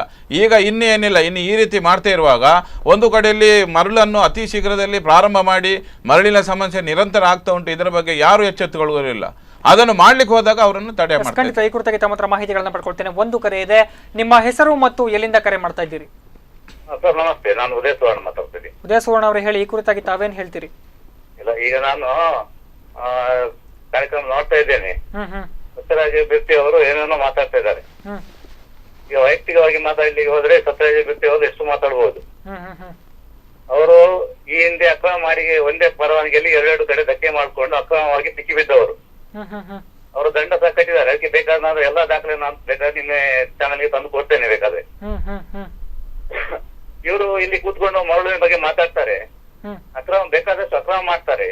ಜನರಿಗೆ ಮರಳು ಸಿಗಲಿದ್ದಾಗೆ ಮಾಡಿದ್ರೆ ಇದೇ ಸತ್ಯರಾಜ್ ಬಿರ್ತಿ ಹಾಗೂ ಅವರ ಏನು ಸಂಘ ಇದೆ, ಅವ್ರು ಮಾಡಿದಂತ ಒಂದು ಕೆಲಸದಿಂದ ಜನರಿಗೆ ಮರಳು ಸಿಗ್ತಾ ಇಲ್ಲ. ಹಿಂದೆ ಆರಾಮಾಗಿ 2,000 ರೂಪಾಯಿ ಸಿಗ್ತಾ ಇದ್ದ ಮರಳನ್ನ 24,000ಕ್ಕೆ ಸಿಗುವ ಹಾಗೆ ಮಾಡಿದ್ರೆ ಅದು ವೈದ್ಯ ಸಂಘದವ್ರು ಮಾಡಿದ್ದು. ಮರಳು ತೆಗಿಲಿಕ್ಕೆ ಇವರಿಗೆ ಯಾರು ಇದು ಕೊಟ್ಟವರು? ಮೀನುಗಾರರೇ ತೆಗಿಬೇಕು. ಮರಳನ್ನು ತೆಗೆಯುವುದು ಯಾರು? ಮೀನುಗಾರರಿಗೆ ಅಡಚಣೆ ಉಂಟು ಮಾಡೋ ಮರಳು ದೀಪವನ್ನು ಮೀನುಗಾರರಿಗೆ ತರ ಮಾಡ್ಬೇಕು, ಸ್ಥಳೀಯರು ತೆಗಿಬೇಕಂತ ಇದೆ. ಇವರು ಯಾರು ತೆಗಿಲಿಕ್ಕೆ? ಅಲ್ಲಿ ಮೀನುಗಾರ ದೀಪ ತೋರಿಸಬೇಕು. ಯಾವ ದೀಪವನ್ನು ತೆಗಿಬೇಕಂತ ಮೀನುಗಾರ ತೋರಿಸಬೇಕು. ಆ ಮೀನುಗಾರ ಅರ್ಜಿ ಉಂಟು, ಅವ್ರು ತೋರಿಸಿದ ದೀಪವನ್ನು ಅವರು ತೆಗಿಬೇಕು. ಎಲ್ಲೆಲ್ಲ ತೊಂದರೆ ಆಗ್ತದೆ ಅವ್ರು ತೆಗಿಬೇಕಂತ ಇದೆ. ಇವ್ರು ಯಾರು ಮಾಡಲು ತೆಗಿಲಿಕ್ಕೆ? ಇವರು 12-13 ಲಕ್ಷದ ಗಾಡಿಯಲ್ಲಿ ತಿರುಗ್ತಾರೆ, AC ಗಾಡಿಯಲ್ಲಿ. ಅಲ್ಲಿ ಬಡವರ ಸಮಸ್ಯೆ ಏನು ಅದಕ್ಕೆ ಗೊತ್ತಾಗುತ್ತಾ ಇವರಿಗೆ? ಅಲ್ಲಿ ಮೀನುಗಾರ ಸಮಸ್ಯೆ ಏನು ಗೊತ್ತಾಗುತ್ತಾ? ಖಂಡಿತ ಸರ್, ಈ ಬಗ್ಗೆ ಸಮಸ್ಯೆ ಗೊತ್ತಾಗುತ್ತಾ? ಎಸ್, ಖಂಡಿತ ಸರ್. ಈಗ ತಮ್ಮ ಪ್ರಶ್ನೆಗಳಿಗೆ ಈ ಬಗ್ಗೆ ಹೊನ್ನಾವರದಲ್ಲಿ ಮಾಡಿದಂತ ಸತ್ಯರಾಜ ಬಿರ್ತಿ ಅವರು 2 ಲೈಸೆನ್ಸ್ ಪರವಾನಗಿಯನ್ನು ಮಾಡ್ಕೊಂಡಿದ್ದಾರೆ. ಒಂದೇ ಪರವಾನಗಿಯಲ್ಲಿ 2 ಕಡೆ ಧಕ್ಕೆ ಮಾಡ್ಕೊಂಡಿದ್ದಾರೆ. ಖಂಡಿತ ಸರ್, ಖಂಡಿತ ನಿಮ್ಮ ಪ್ರಶ್ನೆಗೆ ಸತ್ಯರಾಜ್ ಬಿತ್ತಿ ಅವರ ಉತ್ತರವನ್ನ ಕೊಡ್ತಾರೆ. ಎಸ್, ಸತ್ಯರಾಜ್ ಬಿತ್ತಿ ಅವರೇ, ಓವರ್ ಟು ಯು. ಏನ್ ಹೇಳ್ತೀರಾ ಸರ್ ಇದು? ಈಗ ಇವರು ಉದಯ ಸುವರ್ಣ ಅನ್ನೋರು, ಇವರಿಗೆ ಯಾವ ಮರಳುಗಾರಿಕೆಯಲ್ಲಿ ಒಬ್ಬರು ಹಪ್ತಾ ವಸೂಲಿ, ನನಗೆ 1 ಲಾರಿ ಮೇಲೆ ಇಂತಿಷ್ಟು ಹಣ ಕೊಡಬೇಕಂತೇಳಿ ಬೈಕಾಡಿಯಲ್ಲಿ ದಾಖಲು ಕೂಡ ಇದೆ ನನ್ನ ಹತ್ರ. ಬೈಕಾಡಿಯಲ್ಲಿ ಇವರೊಬ್ಬರು ಲೈಸೆನ್ಸ್ ಆಕಾಂಕ್ಷಿ, ಲೈಸೆನ್ಸ್ ಕೊಡಲಿಲ್ಲ ಅಂತ ಹೇಳೋದಕ್ಕೆ ಇವರಿಗೆ ಏನು ಗೊತ್ತಂದರೆ ಇವರು ಪ್ರತಿ ಲಾರಿಯಿಂದ ಪಂಚಾಯತಿಯಿಂದ ತಗೊತಿದ್ರು ಹಣ. ಆ ಹಣ ಸಿಗಲಿಲ್ಲ ಇವರಿಗೆ, ಹಾಗಾಗಿ ಹೋಗಿ ಇವರು NGT ಕೋರ್ಟಿಗೆ ಹೋದರು. ಈಗ ಇವರಿಗೆ ಲೈಸೆನ್ಸ್ ಕೊಟ್ಟರೆ ಇವರು ಸತ್ಯರಾಜ್ ನೀವು ಒಳ್ಳೆಯವರು ಅಂತಾರೆ. ಈಗಾಗಲೇ ಅವ್ರು ನನಗೆ ಹೇಳಿದರು 1 ಸೆಕೆಂಡ್, ಈಗ ಅವರು ಸತ್ಯರಾಜ್ ಅಕ್ರಮ ಧಕ್ಕೆ ಮಾಡಿದ್ದಾರೆ, 1 ಲೈಸೆನ್ಸಲ್ಲಿ 2 ಧಕ್ಕೆ ಮಾಡಿದ್ದಾರೆ, ಅವರಿಗೆ ಪೆನಲ್ಟಿ ಕೊಟ್ಟಿದ್ದಾರೆ. ಯಾವ ಪೆನಲ್ಟಿಯನ್ನು ಕೂಡ ನಾನು ಕಟ್ಟಲಿಲ್ಲ. ನೇರವಾಗಿ ಈಗ ಅವರು ಯಾರು ನಿಮಗೆ ಉದಯ ಸುವರ್ಣ ಅಂತೇಳಿ ಯಾರು ಕೊಟ್ಟಿದ್ದಾರೆ ಕಂಪ್ಲೇಂಟ್, ಅವರು ಆ ದಾಖಲೆ ಸಹಿತ ಇಟ್ಕೊಂಡು ನಿಮ್ಮ ಸ್ಪಂದನ ಚಾನಲ್ಗೆ ಬರಲಿ. ಈಗಾಗಲೇ ಅವರು ನೇರವಾಗಿ ಹೇಳಿದ್ದಾರೆ ದಾಖಲೆ ಸಮೇತ ನಾನು ಸಿದ್ಧನಿದ್ದೇನೆ. ಅದಕ್ಕೆ ಯಾವ ದಾಖಲೆ ತಗೊಂಡು ಬರ್ತಾರೆ ಖಂಡಿತವಾಗಿ ಈ ಬಗ್ಗೆ ಹೇಳೋದಾದ್ರೆ ಅವರು ಹೇಳ್ತಾ ಇದ್ದಷ್ಟೇ, ಒಂದೇ ಪರವಾನಗಿಯನ್ನ ಇಟ್ಟುಕೊಂಡು ಯಾವ ರೀತಿಯಾಗಿ ಈಗ ಉಡುಪಿ ಭಾಗದಲ್ಲಿ ಮರಳು ನಿಲ್ಲಕ್ಕೆ ಕಾರಣವೇ ಇವರು. ಈ ಸಂಘದಿಂದ ಇವರ ಸಂಘ ಪರಿವಾರದವರಾಗಿರ್ಬೋದು, ಸತ್ಯರಾಜ್ ಅವರಾಗಿರ್ಬೋದು, ನೇರ ಹೊಣೆ ಅಂತ ಈಗ ನಿಮ್ಮ ಮೇಲೆ ನೇರವಾಗಿ ಆರೋಪವನ್ನ ಮಾಡ್ತಾ ಇದ್ದಾರೆ. ಈ ಆರೋಪದ ಕುರಿತಾಗಿ ತಾವೇನು ಹೇಳ್ತೀರಿ? ನೋಡಿ, ಆರೋಪ ಮಾಡ್ಲಿಕ್ಕೆ ಅವರು NGTಗೆ ಕೋರ್ಟಿಗೆ ಹೋದಂತ ವ್ಯಕ್ತಿ ಉದಯ ಸುವರ್ಣ, ಅವರನ್ನು ಕಳಿಸಿದ ವ್ಯಕ್ತಿಯು ಅದರ ಹಿಂದೆ ರಾಜಕೀಯ ಕೈವಾಡಗಳಿದೆ. ಅವರನ್ನು ಯಾರು ಕಳಿಸಿದ್ದಾರೆ ಅನ್ನೋದು ಗೊತ್ತುಂಟು. ಈಗ ಅವರು ಯಾವ ರೀತಿ ಮಾತಾಡಬೇಕಾದ್ರೆ, ಈಗ ಅಕ್ರಮ ಮರಳುಗಾರಿಕೆ ಆಗ್ತಿದ್ದ ಅಂತಾರೆ, ನನ್ನ ಹತ್ರ ಇನ್ನೊಂದು ಲೈಸೆನ್ಸ್ ಇದ್ಕೊಂಡು ನಾನು ಪೆನಲ್ಟಿ ಕಟ್ಟಿದ್ದೇನೆ, ಅವ್ರ ಹತ್ರ ದಾಖಲೆ ಇದೆ ಅಂತ ಆದರೆ ಅವನು ದಾಖಲೆಯನ್ನು ನೇರ ತಂದು ಕೊಡಲಿ. ನಾನು ಆ ದಾಖಲೆಯನ್ನು ನೋಡಿ ನಾನು ಅವರೊಟ್ಟಿಗೆ ನಾನು ಆ ದಾಖಲೆ ಹಿಡ್ಕೊಂಡು ಅವ್ರು ಏನು ಮಾಡ್ತಾರೆ ಅವರೇ ಹೇಳಿದ್ದಾರೆ ದಾಖಲೆಯನ್ನು ನಾನು ತಲುಪಿಸ್ತೇನೆ. ತಮ್ಮ ಹತ್ರ ಮಾತಾಡ್ತೇನೆ ಸರ್. ಒಂದು ಕರೆ ಇದೆ, ನಿಮ್ಮ ಹೆಸರು ಮತ್ತು ಇಲ್ಲಿಂದ ಕರೆ ಮಾಡ್ತಾ ಇದ್ದೀರಿ? ಬಹುಶಃ ಕರೆ ಕಡಿತವಾಗಿದೆ ಅನ್ಕೋತೇನೆ. ಮುಖ್ಯವಾಗಿ ನಾನೀಗ ಇಂಜಿನಿಯರ್ ಹತ್ರ ಬರ್ತೇನೆ. ಈ ನಿಟ್ಟಿನಲ್ಲಿ ಇಂತಹ ಸಮಸ್ಯೆಗಳು ಬಂದಾಗ ಮಧ್ಯಮ ವರ್ಗದ ಜನ ಆಗಿರಬಹುದು, ಕಾರ್ಮಿಕರಾಗಿರಬಹುದು, ಯಾವ ರೀತಿ ಸಮಸ್ಯೆಗೊಳಗಾಗ್ತಾರೆ ಮತ್ತು ಇದಕ್ಕೆ ಒಂದು ಸ್ಪಂದಿಸುವ ನಿಟ್ಟಿನಲ್ಲಿ ಮರಳನ್ನ ಯಾವ ರೀತಿಯಾಗಿ ಸರಬರಾಜು ಮಾಡಿದ್ರೆ ಅವರಿಗೂ ಸಹ ಉಪಯೋಗ ಆಗುತ್ತೆ ಅಂತ ತಮ್ಮ ಅಭಿಪ್ರಾಯ ಸರ್? ಈಗಾಗಲೇ GPS ಅಂತೇಳಿ ಮಾಡಿದ್ದಾರೆ. GPS ಮಾಡುವಾಗ ಯಾಕೆ ಅಧಿಕಾರಿಗಳು ಆಯಾ ಧಕ್ಕೆಯಲ್ಲಿ ಇರಬಾರ್ದು, ಅಲ್ಲಿ ಧಕ್ಕೆಯಲ್ಲಿ ಎಷ್ಟು ಹೋಗ್ತದೆ ಅದನ್ನು ಯಾಕೆ ಅವರು ಖುದ್ದಾಗಿ ಮಾಡಬಾರ್ದು ಅಂತ ಒಂದು. ಇನ್ನೊಂದು, ಈಗ ನಮ್ಮಲ್ಲಿ ನಿರ್ಮಿತಿ ಕೇಂದ್ರ ಅಂತ ಇದೆ, PW ವರ್ಕ್ ಇದೆ, ಎಲ್ಲ ಇದೆ. ಹಾಗಿರುವಾಗ ಯಾಕೆ PW ಅದನ್ನು ಕೊಟ್ಟು ಅಲ್ಲಿಂದ ಒಂದು ಟೆಂಡರನ್ನು ಕರೆದು ಸರಬರಾಜನ್ನು ಮಾಡಬಾರ್ದು? ಯಾಕೆ ಸಾಮಾನ್ಯ ಜನರಿಗೆ ಒಂದು ನಿಗದಿತ ದರದಲ್ಲಿ ಕೊಡಲಿಕ್ಕೆ ಯಾಕೆ ಸಾಧ್ಯ ಆಗ್ತಾ ಇಲ್ಲ? ನಾವೀಗ ಹೊಯ್ಗೆಯವ್ರ ಹತ್ರ ಕೇಳ್ತಾ ಇಲ್ಲ, ಇವರು ಹೊಯ್ಗೆಯ ಸಂಘದವರು ಇದ್ದಾರೆ ಅಥವಾ ಅಧಿಕಾರಿಗಳಿದ್ದಾರೆ. ಒಟ್ಟಾರೆ ಸಾಮಾನ್ಯ ಜನರು ಹೇಗೆ ಇದಕ್ಕೆ ಸಮಸ್ಯೆಯನ್ನು ಬಗೆಹರಿಸಬೇಕು? ಎಸ್, ಖಂಡಿತ ಈ ಕುರಿತಾಗಿ ತಮ್ಮ ಹತ್ರ ಮಾತಾಡ್ತೇನೆ ಸರ್. ಒಂದು ಕರೆ ಇದೆ, ನಿಮ್ಮ ಹೆಸರು ಮತ್ತು ಎಲ್ಲಿಂದ ಕರೆ ಮಾಡ್ತಾ ಇದ್ದೀರಿ? ನಿಮ್ಮ ಹೆಸರು ಮತ್ತು ಎಲ್ಲಿಂದ ಕರೆ ಮಾಡ್ತಾ ಇದ್ದೀರಿ? ಸರ್, ಕಿರಣ್ ಕುಮಾರ್ ಅಂತ ಕಾಪುವಿಂದ. ಕಿರಣ್ ಕುಮಾರ್ ಅವರೇ ಹೇಳಿ, ಈ ಕುರಿತಾಗಿ ಮರಳಿನ ಸಮಸ್ಯೆ ಕುರಿತಾಗಿ ತಾವೇನ್ ಹೇಳ್ತೀರಿ? ಅಂದ್ರೆ ನಾನು ಮನೆ ಕಟ್ಲಿಕ್ಕೆ ಫೌಂಡೇಶನ್ ಹಾಕಿದೆ, ಮರಳು ಸಿಗದೆ ಇವಾಗ ಬ್ಯಾಂಕ್ ಅಲ್ಲಿ ಲೋನ್ಗೆಲ್ಲ ಅಪ್ಲೈ ಮಾಡಿದ್ದೇನೆ. ಈಗ ಇದನ್ನು ಮುಂದುವರಿಸಬೇಕಾ ಬೇಡ ಅಂತ ಪ್ರಾಬ್ಲಮ್ ನಮ್ಗೆ ಕಾಡ್ತಾ ಇದೆ. ಇವಾಗ ಈ ಸಮಸ್ಯೆಯನ್ನು, ಮರಳಿನ ಸಮಸ್ಯೆಯನ್ನು ಜನಪ್ರತಿನಿಧಿಗಳಿಗೆ ಯಾರಿಗೂ ಒಂದು ಸಾಲ್ವ್ ಮಾಡ್ಲಿಕ್ಕೆ ಆಗದಿದ್ರೆ ಮತ್ತೆ ಇದರಲ್ಲಿ ಸುಪ್ರೀಂ ಯಾರು? DC ಇದರಲ್ಲಿ ಸುಪ್ರೀಂ ಅಂತ ಆದ್ರೆ DC ಅನ್ನು ಎತ್ತಿ ಬಿಸಾಡಿ, ಬೇರೆ DC ಅನ್ನು ತರಲಿ. ನಾವು ಪ್ರಜಾಪ್ರಭುತ್ವದಲ್ಲಿ ನಮ್ಗೆ ಹಕ್ಕಿದೆ. ಖಂಡಿತ ಕೆಲಸವನ್ನು DC ಅವರಿಗೆ ಮಾಡ್ಲಿಕ್ಕೆ ಯಾವಾಗ ಆಗುದಿಲ್ಲ ಅಂತಾದ್ರೆ ಅಂತ DC ಯಾಕೆ ನಮ್ಗೆ? 3 ವರ್ಷದಿಂದ DC ಮಾಡಿದೇನು? 3 ವರ್ಷದಿಂದ ಮರಳು ಸಮಸ್ಯೆಯನ್ನು ನಾವು ಎದುರಿಸಿದ್ದೇವೆ. ನಮ್ಗೆ ಯಾರು ನ್ಯಾಯ ಕೊಡುವವರು ಯಾರಿಲ್ವಾ? ದೊಡ್ಡ ದೊಡ್ಡವರದ್ದು ಎಲ್ಲ ಈ ಮಿನಿಸ್ಟರ್ನವರದ್ದು 33 ಫ್ಲೋರಿನ ಬಿಲ್ಡಿಂಗ್ ಎಲ್ಲ ರಾಜ್ಯೋತ್ಸವವಾಗಿ ನಡೀತಾ ಇದೆ. ಅವರಿಗೆ 20,000 ಎಲ್ಲ ಎಷ್ಟು ಕೊಟ್ಟು ಅವರಿಗೆ ಇದು ಮಾಡ್ಕೊಳ್ಬಹುದು. ನಮ್ಗೆ ಆ ರೀತಿ ತಾಕತ್ತಿಲ್ಲ. ನಾವು ಸತ್ಯರಾಜ್ ಬಿರ್ತಿ ಅವರಿಗೆ ನಾನು ಒಂದು ವಿಷಯ ಹೇಳ್ತೇನೆ ನೋಡಿ, ನಿಮ್ಮೊಟ್ಟಿಗೆ ಜನಸಾಮಾನ್ಯರಾದ ನಾವು ಕೈ ಜೋಡಿಸ್ತೇವೆ. ಇಡೀ ಮೊನ್ನೆ ಹೇಗೆ ಭಾರತ್ ಬಂದ್ ಮಾಡಿದ್ದೇವೆ ಹಾಗೆ ಇಡೀ ಉಡುಪಿ ಜಿಲ್ಲೆಯನ್ನು ಬಂದ್ ಮಾಡುವ. ನಾವು ಉಗ್ರ ಹೋರಾಟ ಮಾಡ್ಲಿಕ್ಕೆ ತಯಾರಿದ್ದೇವೆ. ನಮ್ಮ ಈ ಸಮಸ್ಯೆಯನ್ನು ಯಾರು ಯಾವಾಗ ಬಗೆಹರಿಸ್ತಾರೆ? ಯಾವಾಗ ಬಂದ್ ಮಾಡ್ತೀರಂತ ಹೇಳಿ ನಮ್ಗೆ ಸಾರ್ವಜನಿಕವಾಗಿ ನೀವು ಪ್ರಕಟಣೆ ಕೊಡಿ. ನಾವು ಎಲ್ಲ ಸಾರ್ವಜನಿಕರು ಒಟ್ಟಾಗಿ ನಿಮ್ಮ ಒಟ್ಟಿಗೆ ನಾವು ಸಿದ್ಧರಿದ್ದೇವೆ. ಎಸ್ ಸರ್, ಖಂಡಿತ ಈ ಕುರಿತಾಗಿ ತಮಗೆ ಮಾಹಿತಿಯನ್ನು ಕೊಡ್ತೇವೆ. ಧನ್ಯವಾದಗಳು ಕಿರಣ್ ಕುಮಾರ್ ತಮ್ಮ ಕರೆಗಾಗಿ. ಈಗಾಗಲೇ ಅವರು ಹೇಳಿದ್ರು. ಹಾಗಾದ್ರೆ ಆ ನಿಟ್ಟಿನಲ್ಲಿ ನೋಡೋದಾದ್ರೆ ಈಗ ಅಟ್ ಪ್ರೆಸೆಂಟ್ ನಿಮಗೆ ಮರಳು ಎಲ್ಲಿಂದ ಬರ್ತಾ ಇದೆ, ಅದನ್ನ ಯಾವ ರೀತಿ ಉಪಯೋಗಿಸ್ತಾ ಇದ್ದಾರೆ? ಈಗ ಮರಳು ಎಲ್ಲಿಂದ ಕೂಡ ಬರ್ತಾ ಇಲ್ಲ. ಉಡುಪಿ ಜಿಲ್ಲೆ ಮಂಗಳೂರಿಂದ ಬರ್ತಾ ಇದೆ. ಆವಾಗಲೇ ನಿಮಗೆ ನಾನು ಹೇಳಿದ್ದೇನೆ. ಈಗ ಕಿರಣ್ ಕುಮಾರ್ ಅವರು ಹೇಗೆ ಒಳ್ಳೆ ಮಾತಾಡಿದ್ರು, ಅವರೀಗ ಒಂದು ಮನೆ ಕಟ್ಟುವ ಪರಿಸ್ಥಿತಿ ಅವರಿಗೆ ಹೇಗೆ ಕಷ್ಟ, ಮರಳಿಲ್ಲದೆ ಯಾವ ಕಷ್ಟದಲ್ಲಿ ಇದ್ದಾರೆ ಅನ್ನೋದನ್ನು ಅವರೀಗ ಸ್ಪಷ್ಟವಾಗಿ ನಿಮ್ಮ ಮುಂದೆ ಹೇಳಿದ್ದಾರೆ. ಅವರು ಕೂಡ ನಮ್ಮ ಜೊತೆ ಬರ್ತಾರಂತಾದರೆ ನಾವು ಈ ತಿಂಗಳ ಗಡುವು ಕೊಟ್ಟಿದ್ದೇವೆ. ಈಗ ನಾಳೆಯಿಂದ ವಿಚಾರ ಗೊತ್ತಾಗ್ತದೆ ಏನಂತೇಳಿ. ಆ ಹೊತ್ತಿಗೆ ನಾವು ಖಂಡಿತವಾಗಿ ಸ್ಟ್ರೈಕಿಗೆ ಹೋಗ್ತೇವೆ. ಆಗ ಕಿರಣ್ ಕುಮಾರ್ ಅವರು ನಮ್ಮೊಂದಿಗೆ ಕೈ ಜೋಡಿಸಬೇಕು ಅಂತ ನಾನು ಕೇಳ್ತಾ ಇದ್ದೆ. ಎಸ್, ಖಂಡಿತ ರಾತ್ರಿ ಹೊತ್ತಲ್ಲಿ ಮರಳಿನ ಅವ್ಯವಹಾರ ನಡೀತಾ ಇದೆ ಅಂತ ಈಗಾಗಲೇ ಸುದ್ದಿಗಳು ಕೇಳಿ ಬರ್ತಾ ಇದೆ. ಆ ಕುರಿತಾಗಿ ತಾವೇನು ಹೇಳ್ತೀರಾ ಸರ್? ರಾತ್ರಿ ಹೊತ್ತಲ್ಲಿ ಅವ್ಯವಹಾರ ತುಂಬಾ ಆಗ್ತಾ ಇದೆ ಮರಳಿದೆ. ಯಾಕಂದ್ರೆ ಈಗಾಗಲೇ ರಾತ್ರಿ 4 ಗಂಟೆ ಮೇಲೆ ಉಡುಪಿಗೆ ಮಂಗಳೂರು ಹೊಯ್ಗೆ ಬರ್ತದೆ. ಆಮೇಲೆ ಆ ಮರಳನ್ನು ಯಾರ್ಯಾರು ಎಲ್ಲೆಲ್ಲಿ ತಗೊಂಡು ಹೋಗ್ಬೇಕು ಅದನ್ನು ನಿರಂತರ ಆಗ್ತಾ ಇದೆ. ಅದನ್ನು ಯಾರೂ ತಡೆಗಟ್ಟುವುದಿಲ್ಲ. ಈಗಾಗಲೇ ನಾನು ನಿಮ್ಮ ಹತ್ರ ಪದೇ ಪದೇ ಹೇಳ್ತಾ ಇದ್ದೇನೆ, ಇವತ್ತು ಮರಳು ತೆಗೆದೇ ಇಲ್ಲದೆ ಇದರಿಂದ ಇವತ್ತು ಉಡುಪಿಯಲ್ಲಿ ಫ್ಲಡ್ ಬರಲಿಲ್ಲ, ಅದೇ ಮಂಗಳೂರಲ್ಲಿ ಕೂಡ ಬರಲಿಲ್ಲ. ಇವತ್ತು ನೀವು ಕೇರಳದಲ್ಲಿ ನೋಡ್ಬೋದು, ಮೊನ್ನೆ ಇತ್ಲಾಗೆ ದೊಡ್ಡ ಪ್ರಳಯ ಆಯಿತು, ಈ ಭೀಕರವಾದ ಒಂದು ಘಟನೆ ಇತ್ತು. ಆ ಘಟನೆ ಆಗಲಿಕ್ಕೆ ಕಾರಣ ಏನಂತ ಹೇಳಿದರೆ, ಇವರು ಬಂಡೆಕಲ್ಲನ್ನು ಒಡೆದು ಆ ಬಂಡೆಕಲ್ಲಿನಲ್ಲಿ ಕ್ರಷರಲ್ಲಿ ಬಂಡೆಕಲ್ಲನ್ನು ಹೊಡೆಸಿ ಆ ಕ್ರಷರಲ್ಲಿ ಹೊಡೆಸಿ ಸ್ಯಾಂಡ್ ಮಾಡ್ತಾ ಇದ್ದಾರೆ. ಆ ಬಂಡೆಕಲ್ಲು ಹೊಡೆಯುವಾಗ ಭೂಮಿ ಕಂಪನ ಆಗ್ತದೆ ಇಲ್ವಾ? ಭೂಮಿ ಕಂಪನ ಆದಾಗ ಏನಾಗ್ತದೆ, ಭೂಮಿಯ ಸಮತೋಲನ ಕಳೆದುಕೊಳ್ತದೆ. ಇವತ್ತು ಒಂದು ಕೇರಳದಲ್ಲಾಗಿರ್ಬೋದು, ಮಡಿಕೇರಿಲಾಗಿರ್ಬೋದು, ಇದಕ್ಕೆಲ್ಲದಕ್ಕೆ ಕಾರಣ ನಾನು ಹೇಳ್ತಾ ಇದ್ದೇನೆ, ಸ್ಯಾಂಡನ್ನು ಕಲ್ಲನ್ನು ಯಾವ ರೀತಿ ಇವರು ಬ್ಲಾಸ್ಟ್ ಮಾಡ್ತಾರೆ, ಭೂಮಿ ಗರ್ಜನೆ ಆದಾಗ ಯಾವ ರೀತಿ ಆಗಿದೆ, ಆ ನಿಟ್ಟಿನಲ್ಲಿ ಇವತ್ತಲ್ಲಿಗೆ ಇದಾಗಿದೆ. ಮತ್ತೆ ಇನ್ನೊಂದು ಹೇಳ್ತೇನೆ, ಕೇರಳದಲ್ಲಿ ಇವತ್ತು ಆ ಮಟ್ಟಿನ ನೆರೆ ಬರಬೇಕಾದ್ರೆ ಅಲ್ಲಿ ಮರಳುಗಾರಿಕೆ ಮಾಡದಿಲ್ಲದೆ ಇರ್ಲಿಕ್ಕೆ ಹೋಗಿ ಅಲ್ಲಿ ನೆರೆ ಬಂದು ಎಷ್ಟೋ ಮನೆ ಮಠ ಎಲ್ಲ ಬೀದಿ ಪಾಲಾಗಿತ್ತು. ಖಂಡಿತ ಈ ಕುರಿತಾಗಿ ಮಾತಾಡ್ತೇನೆ ಸರ್. ಒಂದು ಕರೆ ಇದೆ, ನಿಮ್ಮ ಹೆಸರು ಮತ್ತು ಎಲ್ಲಿಂದ ಕರೆ ಮಾಡ್ತಾ ಇದ್ದೀರಿ? ನಾವು ಹರಡಿ ಗ್ರಾಮದಿಂದ ಕಾಲ್ ಮಾಡಿ. ಹಾಲಾಡಿಯಿಂದ ಹೇಳಿ ಸರ್, ಈ ಕುರಿತಾಗಿ ತಾವೇನು ಹೇಳ್ತೀರಿ ಮರಳಿನ ಸಮಸ್ಯೆ ಬಗ್ಗೆ? ಸಮಸ್ಯೆ ನಮಗೂ ಇದೆ. ಏನಂದ್ರೆ ನೋಡಿ, ಇದು ಧಕ್ಕೆ ಮಾಡಿದ್ದಾರೆ ಇಲ್ಲಿ. ನಾವು ನದಿ ಪಾತ್ರದ ಜನ, ಆಯ್ತಾ. ಇಲ್ಲಿ ಮರಳುಗಾರಿಕೆ ನಡೆಯೋದ್ರಿಂದ ಅನೇಕ ಸಮಸ್ಯೆಗಳಿವೆ, ಆಯ್ತಾ. ಅವರು ಇವಾಗ ಆರ್ಟಿಫಿಷಿಯಲ್ ಸ್ಕ್ಯಾರ್ಸಿಟಿ ಜನರೇಟ್ ಮಾಡಿದ್ದಾರೆ. ಏನಂದ್ರೆ ಇಲ್ಲಿಗೆ ಮರಳು ಬರಬಾರ್ದು ಅಂತ. ಮರಳು ಹೊರಗಡೆ ಸಿಗ್ತದೆ, ಮರಳು ಮಲೇಷ್ಯಾದಿಂದ ಮರಳು ಬರ್ತದೆ. ಅದಲ್ದೇನೆ ಸ್ಯಾಂಡ್ ಯೂಸ್ ಮಾಡ್ಬೋದು. ಈಗ ಉಡುಪಿ ಜಿಲ್ಲೆ ಅಂತಲ್ಲ, ಬೇರೆ ಕಡೆನೂ ಮರಳು ಸಿಗ್ತಾ ಇದೆ, ಆಯ್ತಾ. ಇಲ್ಲಿ ಏನಕ್ಕೆ ಇಷ್ಟು ರೇಟ್ ಆಗ್ತಿದೆ ಅಂದ್ರೆ ಅವರು ಆರ್ಟಿಫಿಷಿಯಲ್ ಸ್ಕ್ಯಾರಿಟಿ ಜನರೇಟ್ ಮಾಡಿದ್ದಾರೆ, ಆಯ್ತಾ. ಅದನ್ನ ನಾನು ಹೇಳ್ಬೇಕು ಅವ್ರಿಗೆ, ಆತರ ಮಾಡಬಾರ್ದು. ಕಾನೂನು ಪ್ರಕಾರ ಇದೆ, ಅದ್ರ ಪ್ರಕಾರ ತೆಗಿಲಿ. ಜನ ಕೋರ್ಟ್ ಏನಕ್ಕೆ ಸ್ಟೇ ಕೊಟ್ಟಿದೆ? ಖಂಡಿತ ಸರ್, ಈ ಕುರಿತಾಗಿ ಅದರಲ್ಲಿ ಏನು ಸತ್ಯಾಂಶ ಇದೆ, ಅದಕ್ಕೆ ಸ್ಟೇ ಕೊಟ್ಟಿದೆ. ಇವರು ಕೋರ್ಟ್ ಅಲ್ಲಿ ಹೋಗಿ ಚಾಲೆಂಜ್ ಮಾಡ್ಲಿ, ಇಲ್ಲಿ ಗಲಾಟೆ ಮಾಡೋದು ಯಾಕೆ ಇವರು? ಆ ಕುರಿತಾಗಿ ಮಾತಾಡ್ತೇನೆ ಸರ್. ಧನ್ಯವಾದಗಳು ತಮ್ಮ ಕರೆಗಾಗಿ. ಈಗಾಗಲೇ ಅವ್ರು ಹೇಳಿದ್ರು ಹೋರಾಟವನ್ನ ಮಾಡ್ತಾರೆ, ಆ ಬಗ್ಗೆ ಕೋರ್ಟ್ ಅಲ್ಲಿ ಒಂದು ಸ್ಟೇ ಅನ್ನ ತರಲಿ, ಆ ನಿಟ್ಟಿನಲ್ಲಿ ಕಾನೂನಾತ್ಮಕವಾಗಿ ಹೋಗಿ ಹೋರಾಟವನ್ನ ಮಾಡ್ಲಿ, ಅದಕ್ಕೇನಾದ್ರೂ ಒಂದು ಸರಿಯಾದ ರೀತಿಯಾದಂತಹ ಒಂದು ವ್ಯವಸ್ಥೆ ಕಲ್ಪಿಸಬಹುದು ಅನ್ನುವಂತಹ ನಿಟ್ಟಿನಲ್ಲಿ ಅವರು ತಮ್ಮ ಮಾತುಗಳನ್ನ ಹೇಳ್ತಾ ಇದ್ದಾರೆ. ಹಾಗಾದ್ರೆ ಆ ನಿಟ್ಟಿನಲ್ಲಿ ನೋಡೋದಾದ್ರೆ, ಈಗ ತಾವು ಮುಂಚೆನೆ ಹೇಳಿದ್ರೆ ನಮ್ಗೆ ಯಾವ ರೀತಿಯಾಗಿ ಯಾವ ಜಿಲ್ಲೆಗಳಲ್ಲಿ ಮರಳಿನ ಒಂದು ಸಮಸ್ಯೆ ಕಾಡ್ತಾ ಇದೆ, ಯಾವ ಜಿಲ್ಲೆಗಳಲ್ಲಿ ಯಾವ ರೀತಿಯಾಗಿ ಮರಳನ್ನು ಉಪಯೋಗಿಸ್ಕೊಳ್ತಾ ಇದ್ದಾರೆ ಅಂತ. ಆ ರೀತಿ ಆದ್ರೆ ಡಿಸ್ಟ್ರಿಕ್ಟ್ ವೈಸ್ ನೋಡೋದಾದ್ರೆ, ನೀವು ಯಾವ ಡಿಸ್ಟ್ರಿಕ್ಟ್ಗಳಲ್ಲಿ ಈ ರೀತಿಯಾದಂತಹ ಸಮಸ್ಯೆ ಕಂಡು ಬರ್ತಾ ಇದೆ ಅಂತ ಹೇಳೋದಾದ್ರೆ, ಮರಳಿನ ಪ್ರಕ್ರಿಯೆ ನೀವು ಜಿಲ್ಲಾವಾರು ಮಟ್ಟದಲ್ಲಿ ನೋಡೋದಾದ್ರೆ ಯಾವ ರೀತಿ ಇದೆ? ಈಗ ಜಿಲ್ಲಾವಾರಲ್ಲಿ ಮರಳು ಪ್ರಕ್ರಿಯೆ ನೋಡಬೇಕಾದ್ರೆ ಮಂಗಳೂರಿನಲ್ಲಿ ಯಥಾಸ್ಥಿತಿ, ಅವರು ಯಾವ ಸಮಯದಲ್ಲಿ ಪ್ರಾರಂಭ ಮಾಡಿದರು, ಯಾವ ಸಮಯದಲ್ಲಿ ಅಂತ್ಯ ಮಾಡಿದರು, ಅದರ ಮೇಲೆ ಅವರ ಪ್ರಕ್ರಿಯೆ ಸ್ಯಾಂಡ್ ಮಾನಿಟರಿಂಗ್ ಕಮಿಟಿ ಅಂತಿದೆ, ಅದನ್ನು ಮಾಡ್ತಾ ಹೋಗ್ತಾರೆ. ಆಮೇಲೆ KCZMಗೆ ಫೈಲ್ ಆಗ್ತಾ ಬರ್ತದೆ. ಅದೇ ರೀತಿ ಕಾರವಾರದ ಪ್ರೊಸೆಸ್ ಆಗಿ ಈಗಾಗಲೇ KCZMಗೆ ಹೋಗಿ ನಿಂತಿದೆ ಫೈಲ್. ಈಗ ಉಡುಪಿದು ಪ್ರೊಸೆಸ್ ಆಗಲಿಲ್ಲ, ಹಾಗೆ ಇದೆ. ಈಗ ಅವರು ಏನು ಹೇಳಿದರು, ಯಾರು ಉದಯ ಸುವರ್ಣ ಅವರು ಹೇಳಿದರು, ಮರಳನ್ನು ತೋರಿಸ್ಲಿಕ್ಕೆ ಇವರು ಯಾರು ಅಂತ. ನಾವು ಗುತ್ತಿಗೆದಾರರು, ನಮಗೆ ಗುತ್ತಿಗೆ ಪರ್ಮಿಷನ್ ಕೊಟ್ಟಿದ್ದಾರೆ. ಅದೇ ಪ್ರಕಾರದಲ್ಲಿ ಮೀನುಗಾರರು ಯಾರಿದ್ದಾರೆ, ನಮಗೆ ಎಲ್ಲೆಲ್ಲಿ ಮರಳು ದಿಬ್ಬತ್ತಾಗ್ತದೆ ಅದನ್ನು ಗುರುತಿಸಿಕೊಂಡು ಈಗಾಗಲೇ ಆಲ್ರೆಡಿ ಡಾಕ್ಯುಮೆಂಟ್ ಆಗಿದೆ.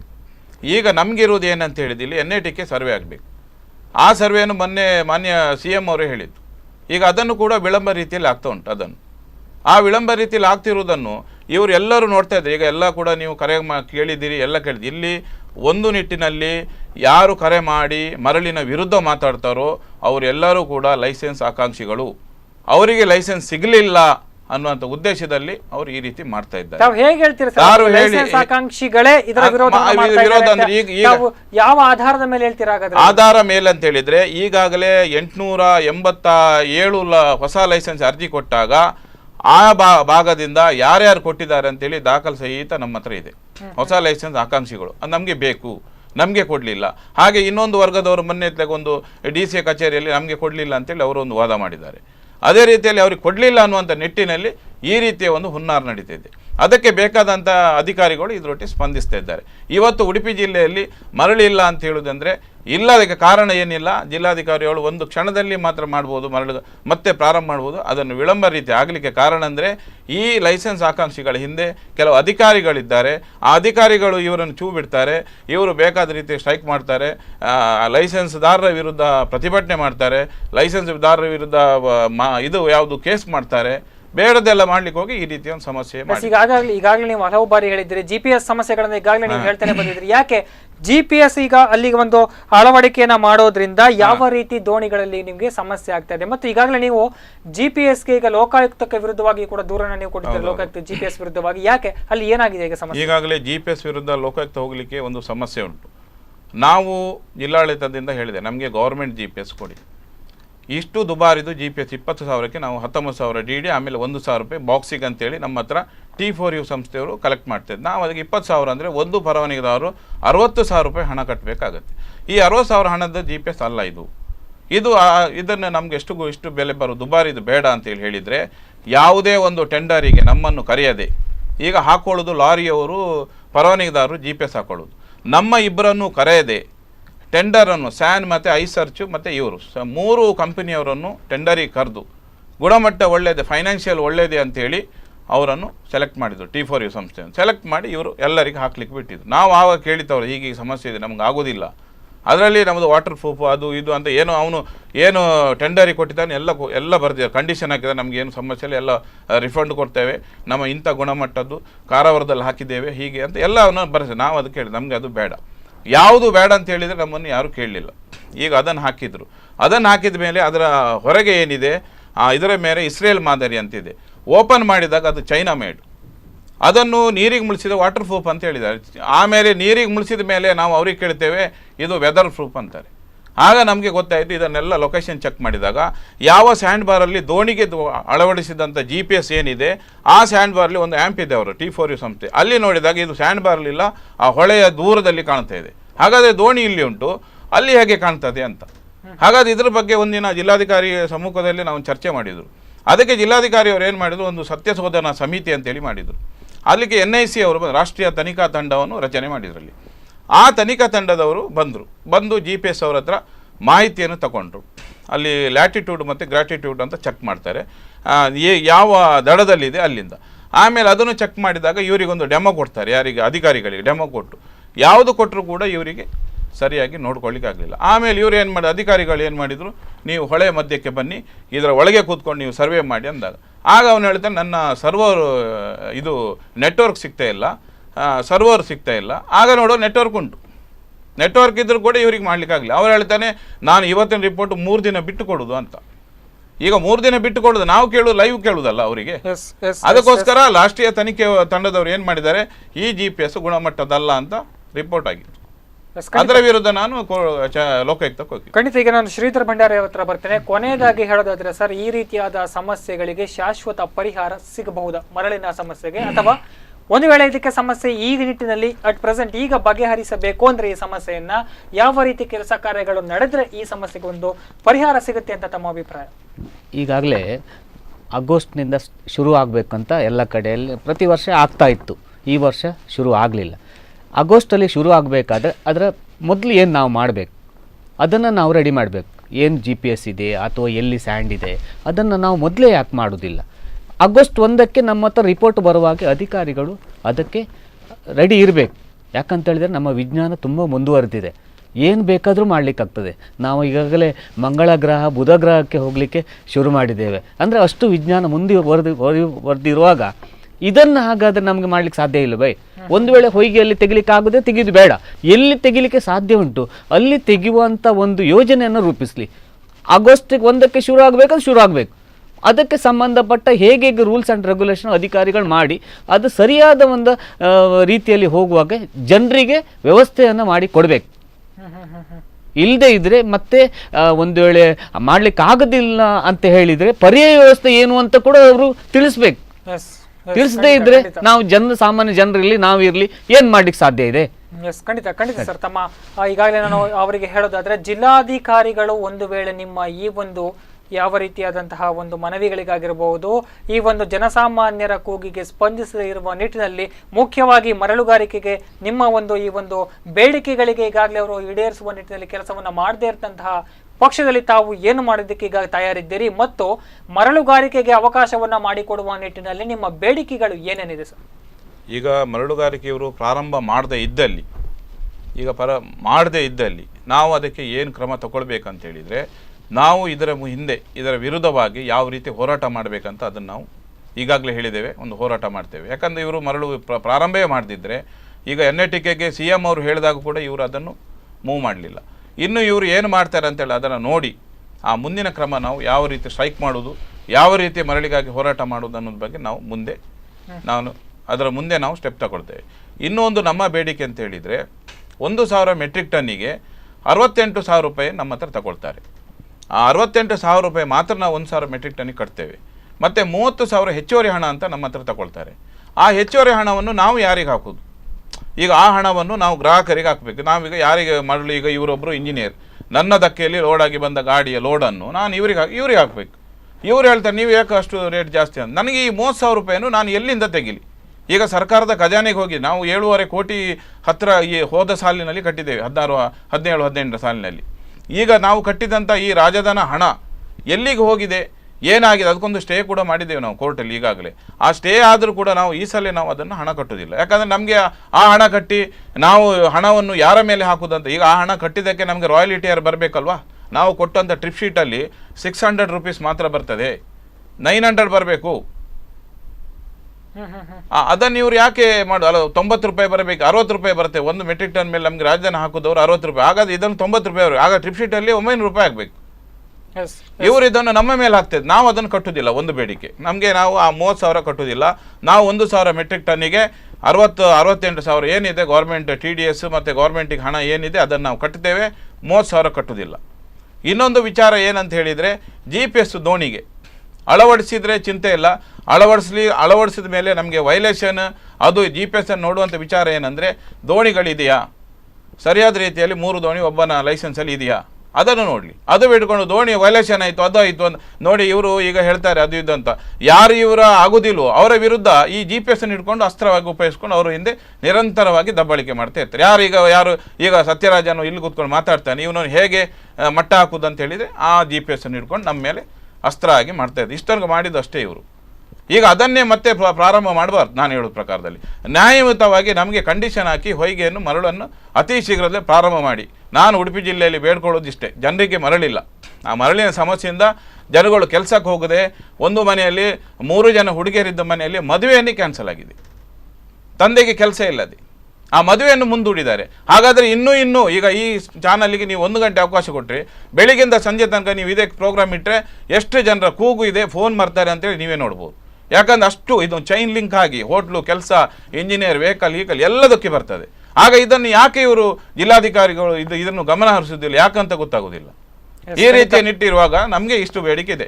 ಅದು ಒಂದು ವೇಳೆ ಇವರು ಇದನ್ನು ಮಾಡಲಿಲ್ಲ ಅಂತಾದರೆ ನಾವು ಉಗ್ರವಾದ ಹೋರಾಟ ಮಾಡಲಿಕ್ಕೆ ನಾವು ಸ್ವತಃಸಿದ್ಧರಾಗಿದೆ. ಯಾಕಂದ್ರೆ ಸಾಕಾಗಿ ಹೋಗಿದೆ. ಇನ್ನು ಮೀಡಿಯಾದ ನೀವು ಕರೆಯೋದು ಇನ್ನೂ ಕರೀತಾ ಇರೋದಲ್ಲ, ಈಗ ಕರೆದು ಅದರಿಂದ ಮುಂಚೆ ಇವರು ಮರಳುಗಾರಿಕೆ ಏನೆಲ್ಲ ತೊಡಕಿದೆ, ಯಾವುದೇ ಕಾನೂನು ರೀತಿಯಲ್ಲಿ ತೊಡಕಿಲ್ಲ. ಇಲ್ಲಿಯ CRZ ಯಾವುದೇ ರೀತಿಯಲ್ಲಿ ಮಾಡಲಿಕ್ಕೆ ಏನು ತೊಂದರೆ ಇಲ್ಲ. ಇದನ್ನು ಅತಿ ಶೀಘ್ರದಲ್ಲಿ ಪ್ರಾರಂಭ ಮಾಡ್ಬೋದು. ಇದು ಬೇಕಂತೇಳಿ ಡಿಲೇ ಮಾಡ್ತಾ ಇದ್ದಾರೆ. ಎಸ್, ಖಂಡಿತ. ಈ ಕುರಿತಾಗಿ ಜಿಲ್ಲಾಧಿಕಾರಿಗಳು ಯಾವ ರೀತಿಯಾದ ಕ್ರಮವನ್ನ ಇನ್ನು ಮುಂದೆ ತೆಗೆದುಕೊಳ್ತಾರೆ ಅಥವಾ ಅವರು ತೆಗೆದುಕೊಳ್ಳದಿದ್ದಂತಹ ಪಕ್ಷದಲ್ಲಿ ತಾವು ಯಾವ ರೀತಿಯಾಗಿ ಹೋರಾಟವನ್ನ ಮಾಡಿ ನಿಮ್ಮ ಕೆಲಸವನ್ನ ಸಾಧಿಸಿಕೊಳ್ತೀರಿ ಅನ್ನೋದನ್ನಷ್ಟೇ ಈಗ ನಾವು ಕಾದ್ ನೋಡಬೇಕಾಗಿದೆ.